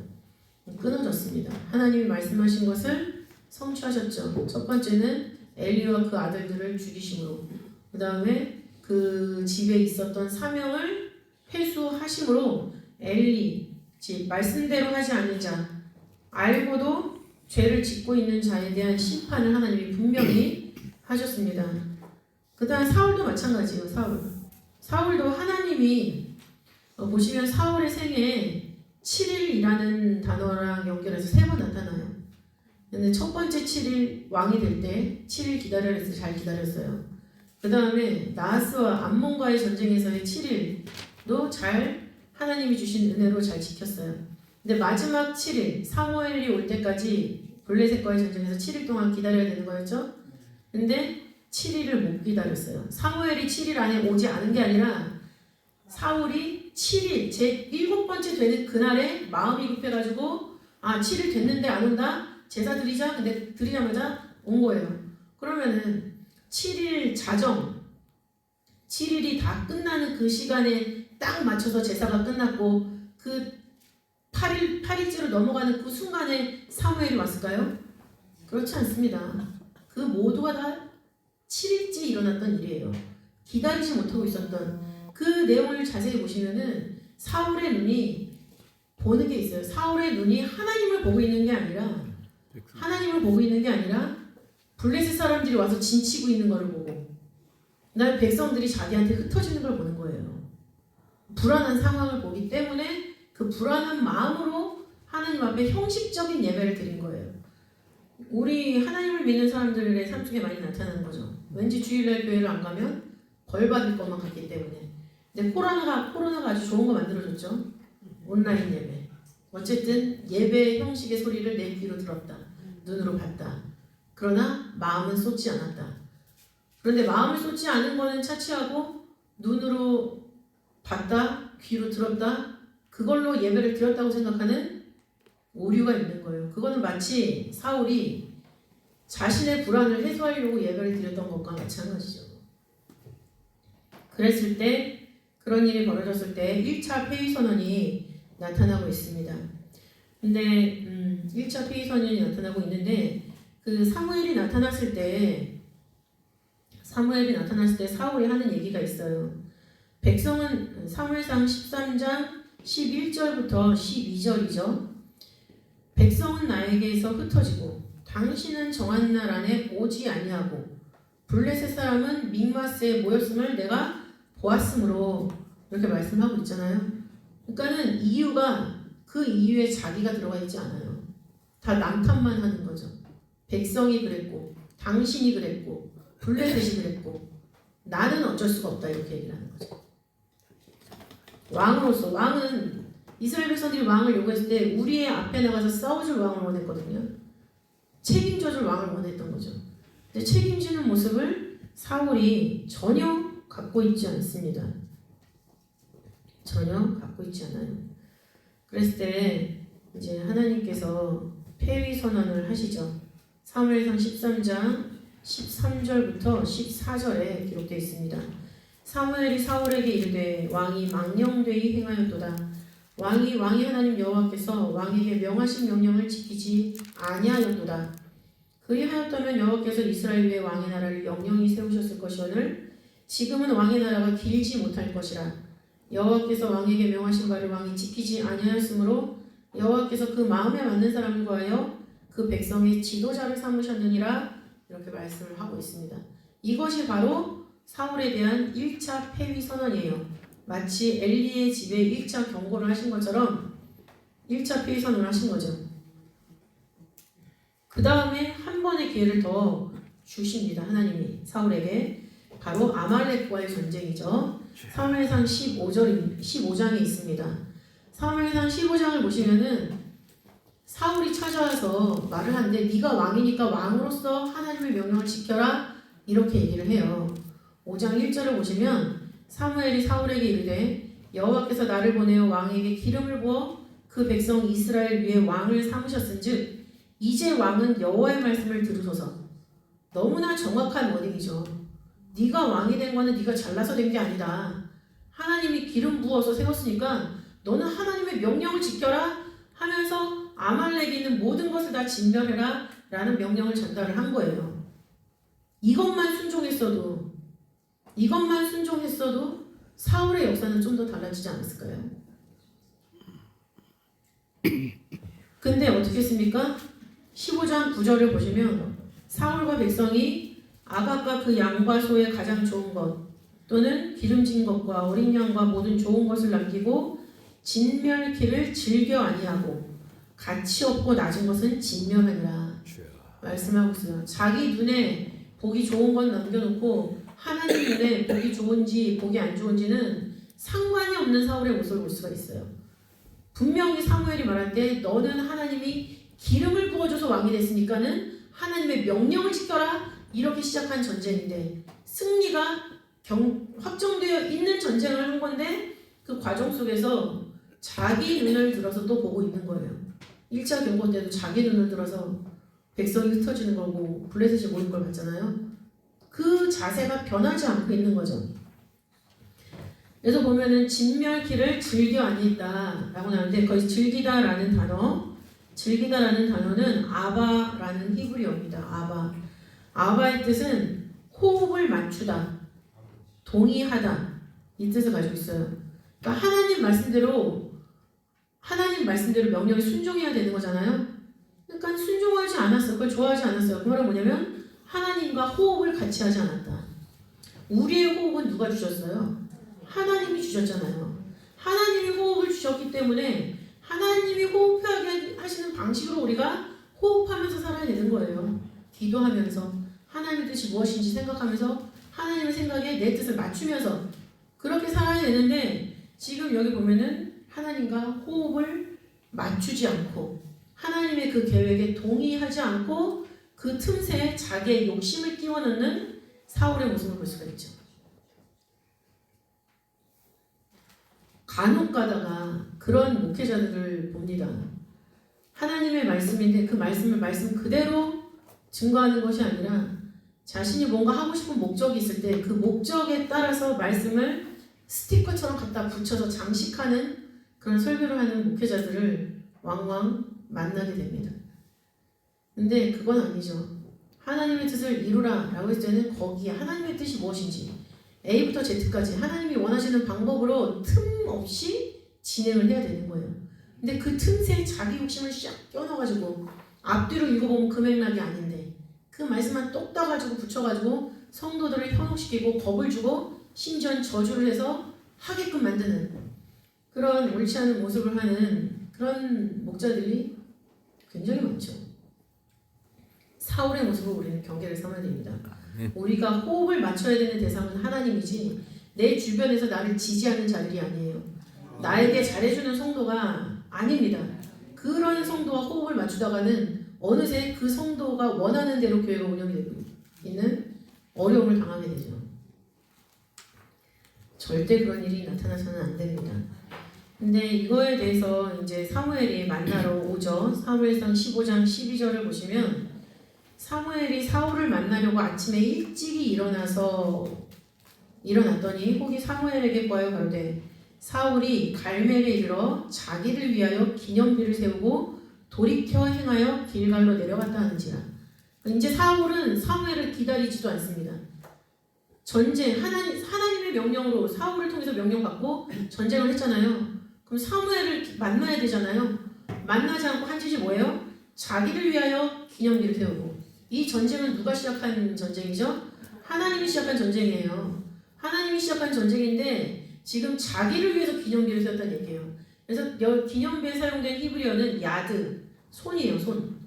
그러니까 하나님의 손이 그 전쟁을 이기게 하셨는데 자기 손이 해서 이긴 줄 알고 자기 기념비를 세우고 사무엘은 기다리지도 않고 지 멋대로 갈 길 떠난 거예요. 그런 모습을 봤을 때 사무엘이 얼마나 가슴이 아팠을까요? 마지막 기회인 거를 사무엘은 알 거 아니에요. 이러한 모습에 대해서 하나님께서 말씀하십니다. 15장 11절 보시면 내가 사울을 세워 왕 삼은 것을 후회하노니 그가 돌이켜 나를 좇지 아니하며 내 명령을 이루지 아니하였음이니라. 이렇게 하나님이 말씀하고 계시죠. 이것을 공동번역에서는 그가 나에게 등을 돌렸고 내가 시키는 대로 하지 않았다. 얼마나 그 말씀 들을까봐 무섭죠. 저도 날마다 그 구속사 시리즈 저자 우리 박윤식 원로목사님 계실 때는 저희들을 어떻게 훈련을 시켜주셨냐면은 이제 그 구속사 중에서 어떤 한 주제를 가지고 설교를 준비를 하잖아요. 그걸 이제 단에서 설교를 하잖아요. 저희가 15분 만에 하는 거였어요. 15분 하고 이제 내려오면은 원로목사님한테 가야 돼요. 그거를 들으시고 그거에 대해서 주제와 본문이 일치했는지 그 다음에 거기에 충실한 내용을 했는지 군더더기는 없는지 그거에 대해서 혼나야 되거든요. 그러니까 수정을 받아야 돼요. 근데 이제 수정을 할 게 없으면은 이거 한번 딱 해주세요. 저도 이거 한번 받았었는데 딱 해주시고 수정할 게 있으면 성경 구절을 엄청 불러주세요. 그럼 그걸 가지고 다시 그 주제를 공부를 다시 해야 되는 거예요. 그런 식으로 훈련을 하셨기 때문에 그러니까 딱 하늘나라 가신 이후에 제가 많이 한 달 동안 막 울고 다녔는데 그거가 뭐였냐면 이제는 내가 말씀을 딱 이렇게 준비하고 공부한다 하지만 내가 잘못된 게 있으면 누가 이거를 고쳐주시지 막 이런 생각을 하니까 가슴이 무너지고 이거 성경 이걸 하는 게 너무 무섭더라고요. 왜냐면 잘못 증거하면 제일 처음에 제가 하나님한테 처단을 당할 거 아니에요. 항상 저는 설교할 때 그 설교의 잣대가 저한테 먼저 되어지는 거라고 생각을 합니다. 그래서 너무나 무섭고 솔직히 이 단에 서는 거 아카데믹에 강사로 오는 거 저는 되게 싫어요. 그거 너무 싫어해서 잘 안 오려고 하는데 그만큼 두렵기 때문에 그러면서 제가 마지막에 정리하면서 드렸던 기도는 제가 준비할 때마다 이 성경을 열어서 깨닫게 하시는 그런 역사를 보여달라고 이렇게 기도를 했어요. 근데 제가 성경 준비하면서 기존에 있는 내용에 깨달을 수 있는 것이 없으면은 그때는 제가 사명을 놔야 되는 거라고 생각을 하겠다 이런 기도를 했었는데 그래서 뭐 이렇게 준비할 때마다 하나하나 구절을 발견할 때 또 그것이 뭔가 그 전에 해결하지 못했던 거에 빈 부분을 꽉 채워주면서 뭐가 확 뚫어지는 것 같은 느낌을 받을 때 하나님이 아직 나를 버리지 않으셨구나 그런 생각을 하면서 이렇게 강의를 준비하고 말씀을 공부를 하는데 하나님이 나한테 등을 돌렸다. 우리는 시시때때로 수시로 하나님한테 우리가 등을 돌리잖아요. 그거는 아무렇지도 않게 생각하면서 이게 몇 번 반복되다가 하나님을 진짜 참을 수 없게 만들면 하나님이 우리한테 등을 돌릴 텐데 그거에 대한 두려움이 없이 산다라는 거는 너무나 무서운 일이죠. 근데 우리는 엘리 제사장을 통해서 사울을 통해서 그걸 알 수가 있는 거예요. 너무나 두렵죠. 진짜 내 양심의 가책을 받았을 때 귀가 빨개지고 이빨이 딱딱 부딪히는 것 같은 두려움을 느껴야 되는데 그렇지 않고 지금 사울은 오히려 뭐예요? 자기를 해서 기념비를 세웠어요. 하나님이 해주신 건 다 내가 했다 이거죠. 그리고 이후로도 사울을 쭉 다 읽어보시면 알겠지만 사울이 나중에는 무슨 짓까지 하냐면 내가 잘못했어도 당신은 나랑 가서 백성들 앞에서 내 얼굴을 좀 세워달라 이렇게 얘기를 해요. 진짜 미치지 않고서 어떻게 그런 뻔뻔함을 보일 수 있는가 막 이런 생각이 들 정도인데 사울에 대해서 한번 쭉 읽어보시면 아마 그런 구절들을 만나실 수가 있으실 거예요. 그래서 이렇게 하나님이 2차 폐위를 경고하시죠. 사무엘상 15장 26절부터 29절에 기록되어 있습니다. 사무엘이 사울에게 이르되 나는 왕과 함께 돌아가지 아니하리니 이는 왕이 하나님의 말씀을 버렸으므로 여호와께서 왕을 버려 이스라엘 왕이 되지 못하게 하셨음이니라 하고 사무엘이 가려고 돌아갈 때 사울이 그의 겉옷자락을 붙잡으니 찢어진지라 사무엘이 그에게 이르되 여호와께서 오늘 이스라엘 나라를 왕에게서 떼어서 왕보다 나은 왕의 유색에 주셨나이다. 이스라엘의 지존자는 거짓이나 변개함이 없으시니 그는 사람이 아니심으로 결코 변개치 않으심이니이다. 이렇게 마지막 최종 선고를 하신 거죠. 마치 엘리 집의 죄악은 예물로나 제물로나 회복이 안 된다라고 말씀하신 것처럼 지금 사울에 대해서 경고하고 심판한 이 말씀은 절대 변하지 않는다. 똑같은 선고를 내리고 있는 거예요. 그러니까 사무엘이 자라면서 엘리의 그런 모습을 봤고 다 성장해서 선지자로서 이스라엘을 봤을 때도 똑같은 모습이 나타난 거예요. 그러나 감사한 것은 그 끝이 뭐예요? 다윗이었다는 거. 우리도 그렇죠. 우리의 전과 후가 죄악으로 가득 차 있어도 우리의 마지막은 다윗과 같이 정직으로 행하시는 또 다윗의 후손으로 오시는 재림하시는 다윗의 뿌리를 만나보자는 것이 바로 우리의 소망이 아니겠습니까? 그런 모습을 우리도 소망할 수 있다라는 면에서 저는 사무엘의 생애가 나쁘지 않다. 하나님한테 괴로웠지만 축복받은 결말을 맞았다라는 것을 생각을 했는데요. 이것이 그대로 성취가 되었습니다. 사무엘상 31장 6절을 보시면 사울과 그 세 아들과 병기든 자와 그의 모든 사람이 다 그날에 함께 죽었더라. 마치 엘리, 홈니, 비나스가 한날 한시에 죽은 것처럼 사무엘도 그들을 따르는 모든 자들 아들들과 함께 한날 한시에 죽고 말았다라는 것을 성경이 기록을 하고 있죠. 이런 면에서 사무엘은 그 전후로 나타났던 엘리와 사울을 통해서 하나님 말씀대로 하지 않을 경우에는 돌이킴이 없는 하나님의 심판을 받는다. 그런 구속 경륜의 뜻을 우리에게 알려주고 있습니다. 그 다음에 두 번째, 사사시대와 왕정시대의 분기점에서 사무엘이 역할을 했죠. 사사시대와 왕정시대의 분기점. 먼저 왕정시대의 폐단. 왕을 달라고 했을 때 그 왕을 달라고 한 이스라엘 백성들에게 왕이 생기면 너의 딸들 다 데려가서 시녀로 삼을 거고 네 아들들 다 군대 전쟁 날 때마다 앞에 총알바지로 세울 거고 너네 밭에서 맺은 아주 좋은 거 왕이 다 가져갈 거고 이런 왕의 폐단을 쭉 얘기를 해줘요. 사무엘상 8장 10절부터 18절에 하기 전에 1번 바로 밑으로 내려가야 되는 거 아니에요? 네? 지금 2번을 1번으로 하셨잖아요. 그러면 1번으로 넘어가. 제가 이거 순서를 좀 바꿔서 진행하고 있습니다. 순서에 내용은 다 들어가니까 개념치 마시고 들어오시면 고맙겠습니다. 그래서 왕정시대 패단 막 그렇게 얘기를 하고 있죠. 8장, 사무엘상 8장 10절부터 18절에 그 왕정시대 패단을 먼저 얘기를 해줍니다. 근데 그거 읽어보시면 그 패단을 듣고도 우리의 왕이 우리를 다스려야 된다 이렇게 얘기를 해요. 이스라엘 백성들이.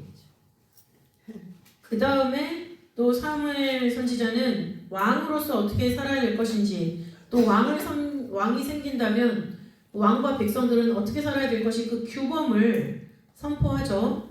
규범은 사무엘상 12장 13절부터 15절 그리고 20절부터 25절에 기록되어 있어요. 근데 규범은 한 가지예요. 왕과 백성이 하나님의 말씀을 청종하면서 살아야 된다는 거예요. 단계가 하나 더 생긴 거죠. 직접적으로 하나님의 말씀을 들으면서 그렇게 순종하면서 살면 되는데 중간에 왕이라는 장치가 하나 더 들어간 거예요. 왕이라는 장치가 하나 더 들어가니까 위험 지수는 엄청나게 높아지죠. 말도 그렇잖아요. 한 사람 걸러서 또 한 사람한테 가면 말이 바뀌잖아요. 제가 좀 전에 어지럽다고 했는데 이제 저희 어린이구역 선교회 선생님들끼리 있을 때 제가 안색이 안 좋으니까 나 오늘 설교 시간이 어지러워서 내가 막 이렇게 잡았었어 이렇게 얘기를 했어요. 그랬더니 그 말을 들은 선생님이 지금 맞고 선생님한테 얘기하는데 전도사님 쓰러지셨대. 그래서 내가 여기 이렇게 듣고 있는데도 막 그렇게 말이 바뀌어? 막 그렇게 얘기를 한 적이 있었거든요. 그러니까 중간에 장치가 생기면은 위험합니다. 위험해요, 상당히. 그러니까는 우리는 마지막 때를 살수록 우리 마음속에 역사하시는 분은 어떤 분이세요? 성령 하나님. 왜냐하면 사도행전 2장 33절을 보시면 하나님이 오른손으로 예수를 높이 드시사 아버지께서 성령을 받아서 우리한테 부어주셨다 말씀하고 계시거든요. 그러니까 예수님 이후에 이 시대는 성령 하나님의 시대예요. 근데 그 성령 하나님의 시대가 누구를 통해서 우리한테 역사하는 시대가 지금은 아니라는 거죠.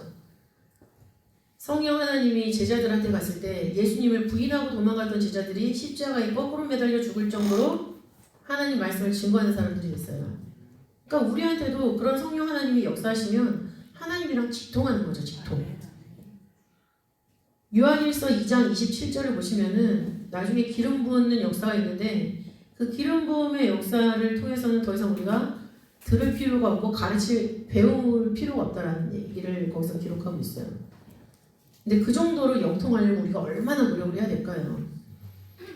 그러니까 그 정도로 우리 마음속에 성령이 역사하셔서 우리를 깨닫게 하시면 하나님 말씀대로 사는 사람이 되는 거예요. 근데 내가 직접 하나님이랑 만나기가 어려워서 중간에 중개자를 하나 세우면 그 중개자가 잘못되면 끝나는 거예요. 그렇잖아요. 내가 어떤 목사님이 너무 존경스러워요. 그 목사님을 막 너무 존경해서 그 목사님이 하는 건 무조건 하나님 말씀, 무조건 진리, 참. 그래서 그 목사님만 따라다녀요. 근데 어느 날 그 목사님이 변질됐어요. 그러면 그걸 깨닫지 못하게 되면 같이 망하는 거예요. 그렇게 되는 거잖아요. 어느 날 어떤 장로님께서 그러면 저는 전도사님만 따라갈래요 그러시더라고요. 그래서 누구 죽이려고 그러시냐고. 저를 왜 따라오세요? 저 혼자 하기도 힘든데 따라오지 마시라고. 그런 생각하면 안 된다고. 누구에 대해서도 그렇게 생각하시면 안 된다. 오로지 말씀을 통해서 하나님을 내가 깨달아야 되고 하나님을 느껴야 되고 하나님 나한테 역사하시는 거를 내가 체험하면서 듣고 배운 하나님이 아니라 내가 체험하고 내가 깨달은 내 하나님. 그런 하나님과의 관계를 맺어가는 게 너무나 중요한데 지금 그 중개자가 생기면 그 중개자의 위험성에 대해서 사무엘이 얘기해 줬는데 백성은 그래도 상관없다. 이렇게 얘기하고 있는 거죠.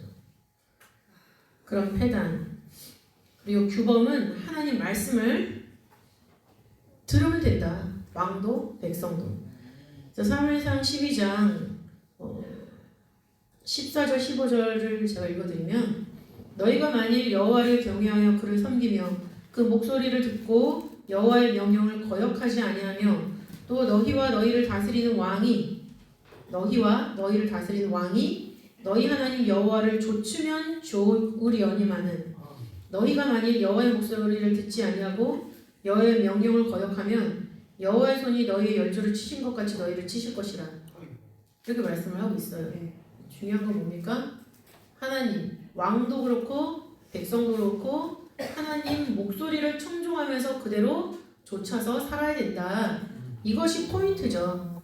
20절부터 25절에도 같은 말씀이 기록되어 있습니다.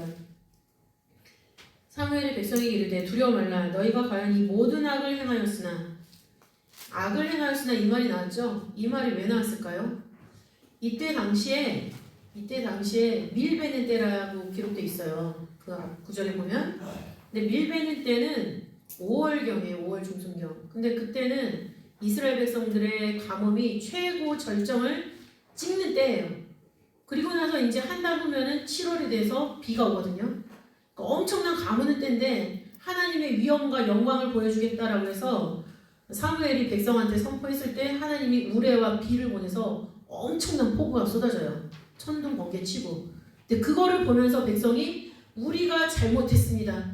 우리가 우리 죄에 왕을 구하는 죄를 더하였습니다 라고 고백을 해요. 거기서 그 하나님의 위엄에 완전히 압도된 백성들한테 지금 사무엘이 하는 얘기가, 너네들이 지금 악을 행한 걸 알았지?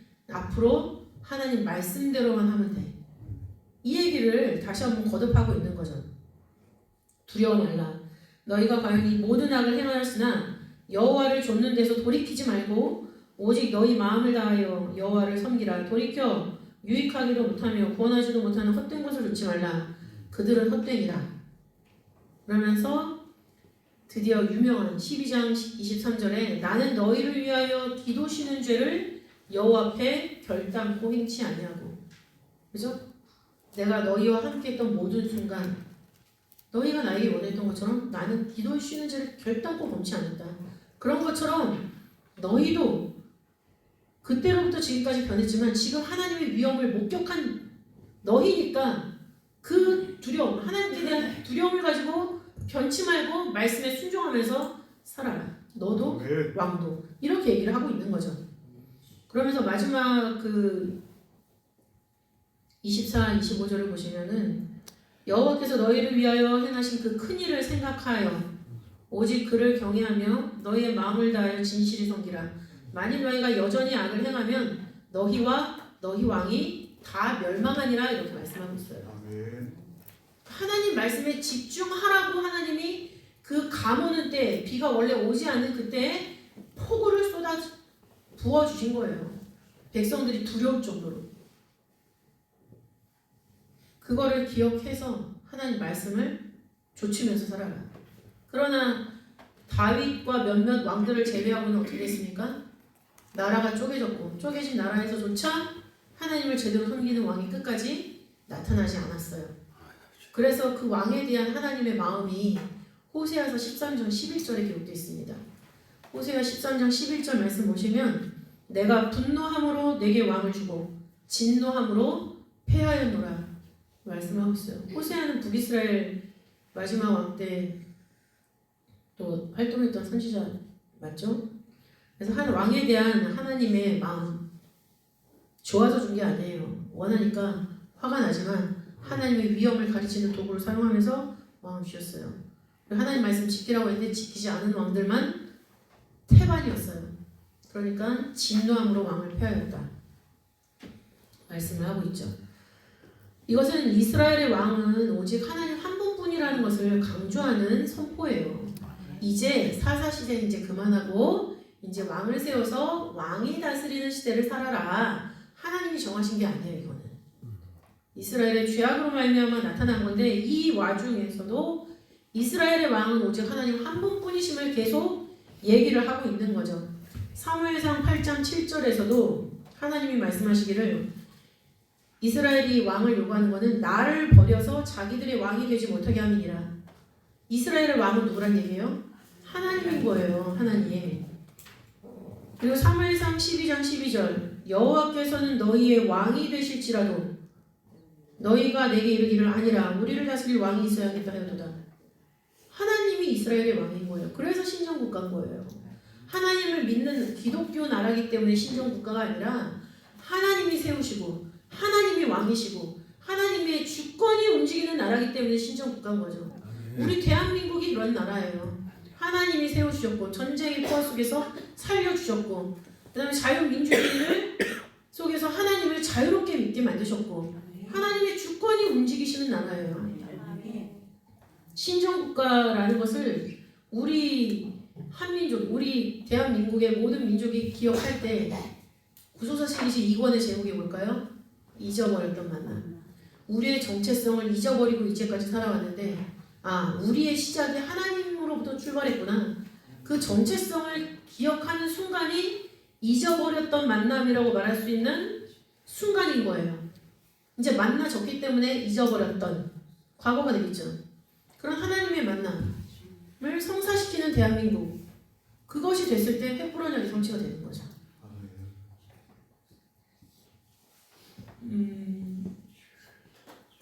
예레미야 10장 10절을 보시면요. 예레미야 10장 10절을 보시면 오직 여호와는 참 하나님이시요 사시는 하나님이시요 영원한 왕이시라. 그 진노하심의 땅이 진동하며 그 분노하심을 열방이 등이 당치 못하느니라. 하나님 주권에 따라서 살 때 하나님의 분노와 진노를 당하지 않을 수가 있다. 이 말씀을 지금 왕정시대의 폐당과 또 왕정시대가 시작된다면 지켜야 될 규범, 이걸 선포하는 모든 상황을 들어서 이스라엘 백성들을 교육하셨다. 이것을 우리에게 알려주고 있는 경륜이 되겠습니다. 그 다음에 마지막 세 번째 내용, 첫 번째로 기록되어 있죠. 불순종 가운데 하나님의 법대로 살려놓은 족보를 통해 태어난 사무엘. 말이 좀 길죠. 이걸 좀 짧게 생각해 보려고 막 했는데 이거 외에는 기억이 잘 안 나더라고요. 불순종 가운데 하나님의 법대로 살려놓은 족보, 하나님의 법에 따라 족보가 사라지지 않고 살아있다는 얘기예요. 하나님의 법대로 살려놓은 족보, 그 족보를 통해서 사무엘이 태어났습니다. 역대상 6장 31절부터 38절을 보시면은 사무엘의 위로 거슬러 올라가서 누가 나타나냐면 레위가 나타나요. 그죠? 그리고 레위, 그 다음에 고핫이라고도 하죠. 그 다음에 고핫의 아들 이스라엘의 아들 고라가 나와요. 고라는 뭡니까? 유다서를 보면은 하나님 앞에 패역한 세 명이 나오죠. 가인이 나오고 발람이 나오고 고라가 나와요. 하나님 보실 때 패역한 사람, 가인 같고 발람 같고 고라 같은 사람, 하나님의 정의로 사용된 사람이에요. 얼마나 나쁜 사람이에요. 이 사람은 어떤 사람이죠? 레위지파 고핫 자손인데 민수기 16장 17장을 보시면은 모세와 아론의 대권에 도전한 사람이에요. 제사장이 되고 싶어서. 원래 고핫 자손은 하나님의 성물을 매는 사람이잖아요. 그죠?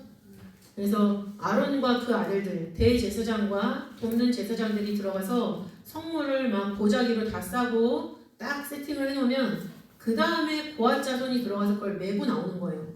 근데 메고 나올 때도 이렇게 매 저렇게 매 이렇게 교육을 받아가지고 매는 거예요.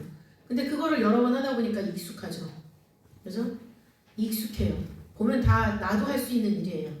하지만 내가 할 수 있다고 해서 다 해도 되는 일일까요? 할 수 있어도 하면 안 되는 일이 있는 거예요. 그죠? 할 수 있어도 하면 안 되는 일이 있는 거고, 할 수 없지만 해야 되는 일이 또 있어요. 이런 어려운 일들, 너무 두려운 일들, 하지만 해야 되기 때문에 기도하면서 살얼음 걷듯이 조심조심 발을 내디디면서 하고 있죠. 그러나 그만큼 내가 봐도 지금 이 판이 이렇게 돌아가는구나. 그럼 이걸 이렇게 이용해 먹을 수 있겠다 라는 생각을 해도 하면 안 된다는 얘기죠. 고라들이 그랬습니다. 고라가 주동자였죠. 주동자. 이 고라의 반역이 총 며칠 동안 진행이 된 줄 아세요? 3일 동안. 3일 동안 이루어진, 이거 하루 만에 이루어진 거 아니에요. 하루 만에 막 하고 하루 만에 뭐 향로일 있고 뭐 아론의 쌍난 지팡이 나오고 끝난 게 아니라 아론의 쌍난 지팡이가 나와서 모든 게 다 해결이 될 때까지 3일이 걸렸어요. 고라가 주동자였고 다단, 아비란 이런 사람들이 2차. 그 다음에 250명의 지도자들이 있었고 그 지도자를 바치고 있는 백성들이 있었어요. 그 모든 사람에 대해서 하나님이 심판하신 사건이에요. 근데 그 엄청난 일에 반역자가 바로 고라라는 거죠. 고라. 근데 그 고라의 후손으로 사무엘이 나타난 거예요. 근데 우리가 알고 있기로는 그때 다 땅이 갈라져서 다 죽었는데, 그죠? 땅이 입을 열어서 다 삼켰다 그랬잖아요. 근데 어떻게 고라의 아들들이 있지? 하나님이 법을 그렇게 만들어 놓으셨어요. 하나님이 고핫의 아들들은 끊어지지 말게 해라 라는 말씀을 이미 하셨다는 얘기죠. 민수기 4장 18절을 보시면 너희는 고핫 자손의 지파를 레위인 중에서 끊어지게 말지니 말씀을 하고 있어요. 그러니까 고라가 반역을 했다고 해서 그 아들들까지 다 죽여놓으면 하나님의 성물을 맬 사람이 없는 거예요. 그렇기 때문에 그 고핫의 자손들, 그건 지파를 딱 해서 지파라는 표현이 있잖아요. 고핫 족속의 지파를 레위인 중에서 끊어지게 말지니 하나님의 법을 이렇게 정해놓은 거예요. 그래서 이 법에 따라서 고라의 족보가 기록이 되고 있는 거죠. 민수기 26장 10절부터 11절에 그 말씀이 정확하게 기록되어 있습니다. 땅이 그 입을 열어서 그 무리와 고라를 삼킴에 그들이 죽었고 당시에 불이 250명을 삼켜 징계가 되게 하였으나 그러나 고라의 아들들은 죽지 아니하였더라. 이렇게 말씀을 하고 있습니다. 이 엄청난 불순종의 현장 속에서 하나님의 법대로 살려놓은 족보예요. 근데 그 족보에 누가 나타납니까? 사무엘이 나타나요. 그리고 그 이후로도 하나님 성전에서 섬기는 자손들이 나타나고 있는 것을 성경에서 우리는 발견할 수가 있어요. 너무나 놀라운 구속 경륜이죠. 하나님이 미리 다 가보신다고 했잖아요. 그 일에 예를 들어서 2025년 12월 9일에 이용수가 인천역에서 시온교에서 설교한다. 하나님이 정해놓으시고 이렇게 진행을 미리 다 세팅하시고 이걸 맞춰서 저를 태어나게 하시고 다 이런 걸 맞추셨겠죠. 여기에 모인 것도 우리가 우연으로 이렇게 모인 게 아니잖아요.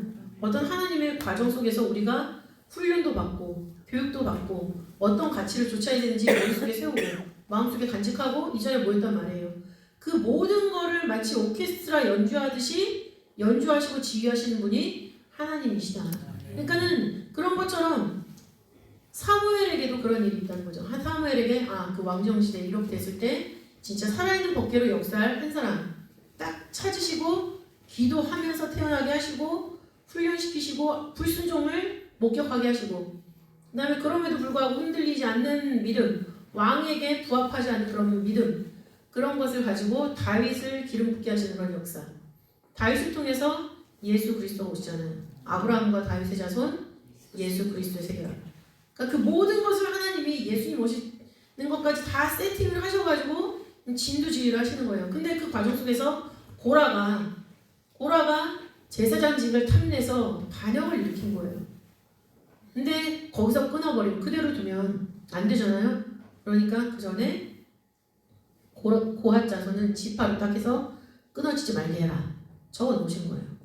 그래서 사무엘이 태어났다. 이 이상의 구속 경륜이 있을까요? 엄청난 구속 경륜이죠. 그러니까 우리가 살 때 저는 그런 믿음을 갖습니다. 제가 겪어온 모든 10대 때 제가 겪었던 일들, 또 20대 때 겪었던 일들, 30대 때 겪었던 일들, 이런 것들이 하나하나 저를 이 어떤 시점에서 사용하시려고 어떤 성질, 성향, 특징 같은 거를 훈련시켰다라는 그런 생각을 날마다 하게 돼요. 그래서 지금도 이 다음에 어떤 한순간에 나를 쓰시려고 지금을 훈련하시는 것이 아닐까 이런 생각을 하면서 살고 있는데 사무엘이 바로 그런 모습을 우리에게 미리 믿음의 본보기로 보여주고 있는 아주 위대한 분인 것을 다시 한번 깨닫게 되었습니다. 사무엘은 레위로부터 시작하면 레위의 20대 손이에요. 사무엘은 레위의 20대 손.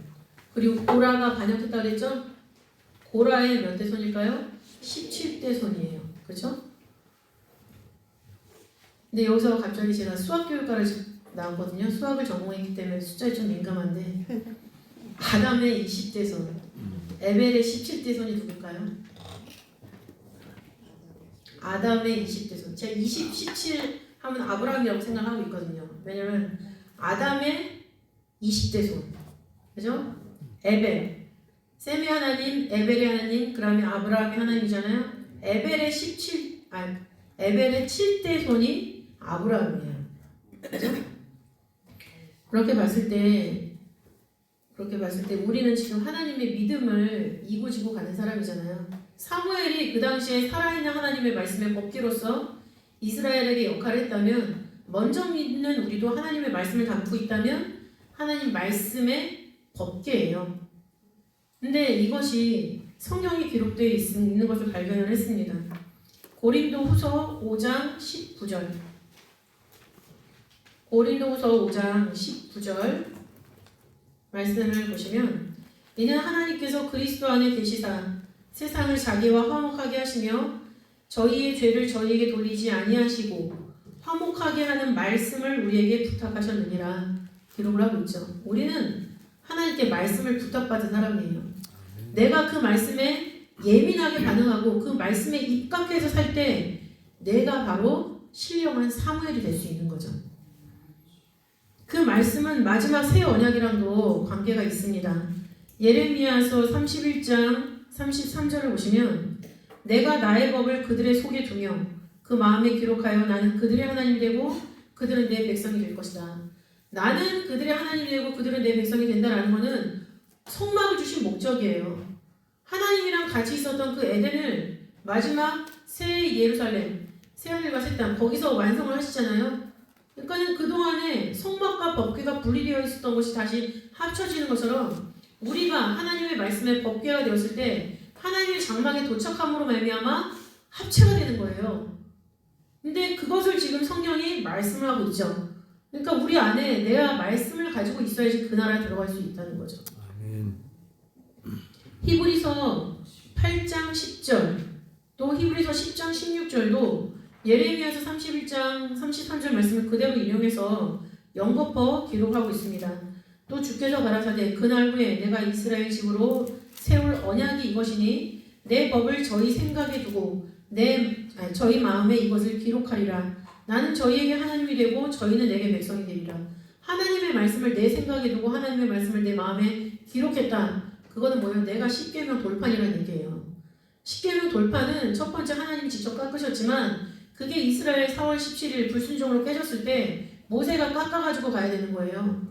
그거 뭐예요? 우리도 말씀을 기록한 내 마음판을 깎아야 된다는 얘기예요. 내 성질이 울뚝불뚝해서는 글씨가 제대로 기록이 안 된다는 얘기죠. 그러니까 자기를 다 버리고 사무엘 선지자처럼 하나님의 말씀을 마음에 기록하고 하나님의 말씀을 생각에 가지고 있을 때 하나님의 언약을 이룰 수 있는 살아있는 법궤로서 우리가 역할을 할 수 있다는 거죠. 아멘. 그래야만 우리가 마지막 때 하나님 나라에 들어갈 수가 있다. 이것입니다.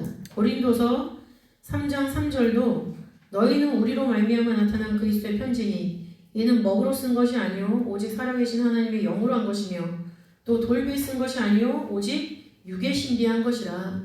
그래서 내가 날마다 살 때 무엇을 기억하고 있는가? 사람들과 만나서 대화를 할 때 무엇을 기억하고 무엇을 말하고 있는가? 이것은 내가 과연 하나님께서 부탁하신 말씀을 기록해 있는 사람인가라는 것을 스스로 증거하는 거예요. 스스로. 근데 누구를 만나서 얘기할 때 뭐 뒷담화를 깐다던가 내가 기분이 나빴던 거, 화가 나는 거, 가만두지 않겠어 이러는 거, 그거는 말씀에 입각한 그런 모습들이 아니겠죠. 그렇게 되지 않으려고 노력을 하다 보니까 이렇게 사람들이랑 점점 안 만나시게 되고 그런 모습은 또 있더라고요. 그러나 그것이 내가 단단해지기 전에 필요한 것이라면은 우리가 말씀에 보다 더 집중하면서 내가 생각하고 말하는 것이 다 말씀, 하나님 말씀이잖아요. 말씀이 보시기에 합당한 것인가? 하나님 보시기에 등 돌리는 일은 아닌가? 이걸 날마다 생각하면서 살 때 사무엘의 모든 세계가 불순종을 목격하면서 순종하는 다윗을 봤던 것처럼 우리도 불순종의 세대에 하나님 법궤로서 삶으로 말미암아 하나님의 말씀이 성취가 되는 것을 우리가 살아서 보면 너무 좋고, 그다음에 죽어도 나중에 영생하기 위해서 부활하잖아요. 그죠? 다니엘 12장 2절에 있습니다. 25장 46절에도 있고. 그래서 우리가 영생하기 위해서 지금 살고 있는 거기 때문에 또 그 영생하기 위해서 사는 과정 속에서 이 모양 저 모양으로 우리가 말씀을 배우고 있는 거예요. 그래서 사무엘 선지자는 그야말로 우리가 살아야 되는 롤 모델의 인생을 살았음을 항상 보고 다시 한번 느끼게 되었습니다.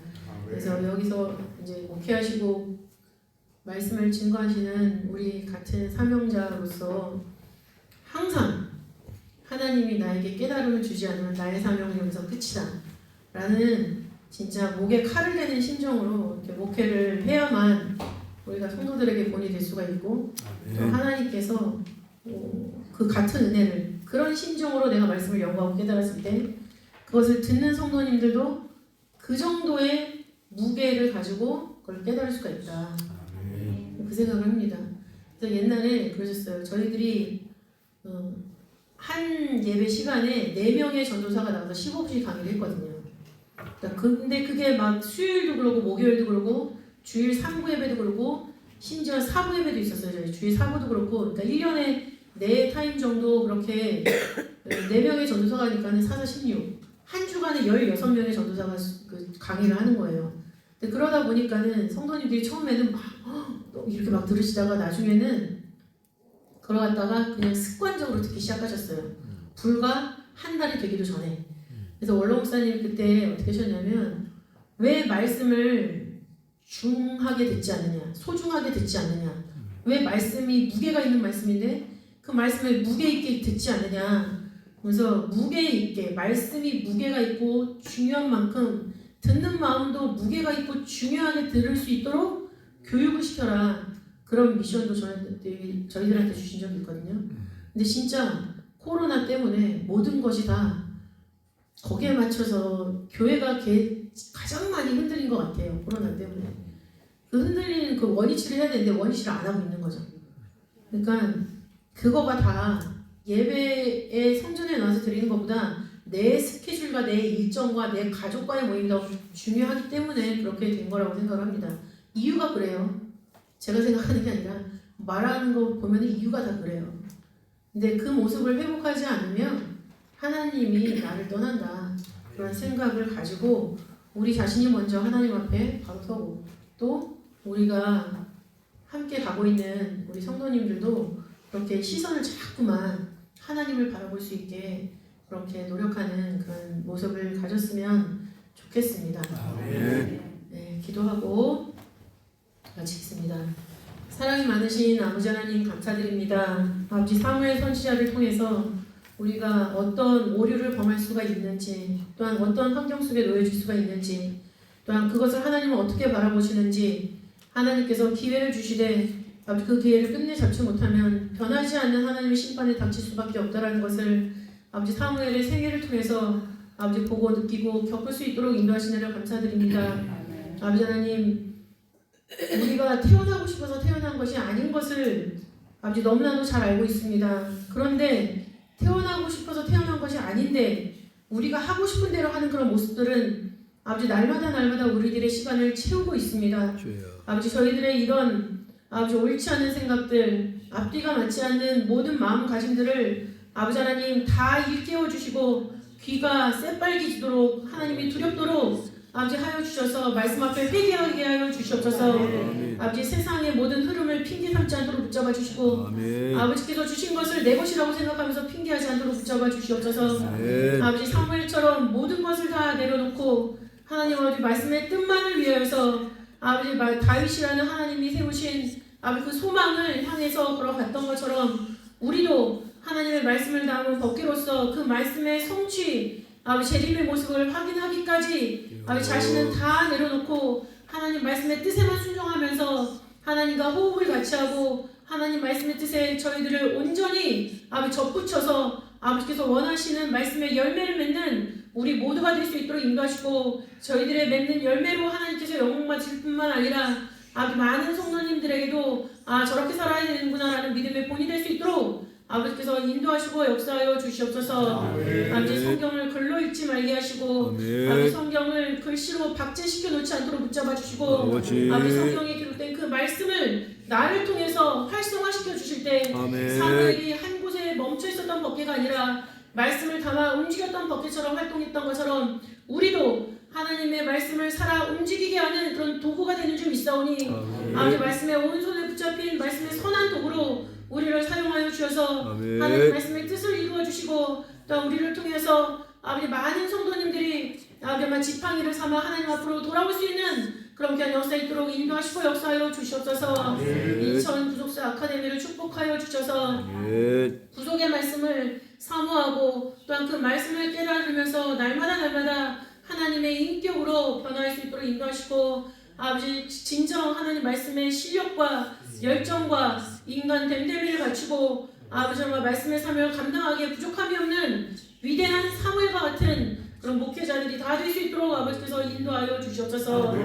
아버지께서 함께 하심을 믿고 감사드리며 사랑이 많으신 예수님 이름으로 감사 기도하옵나이다. 아멘.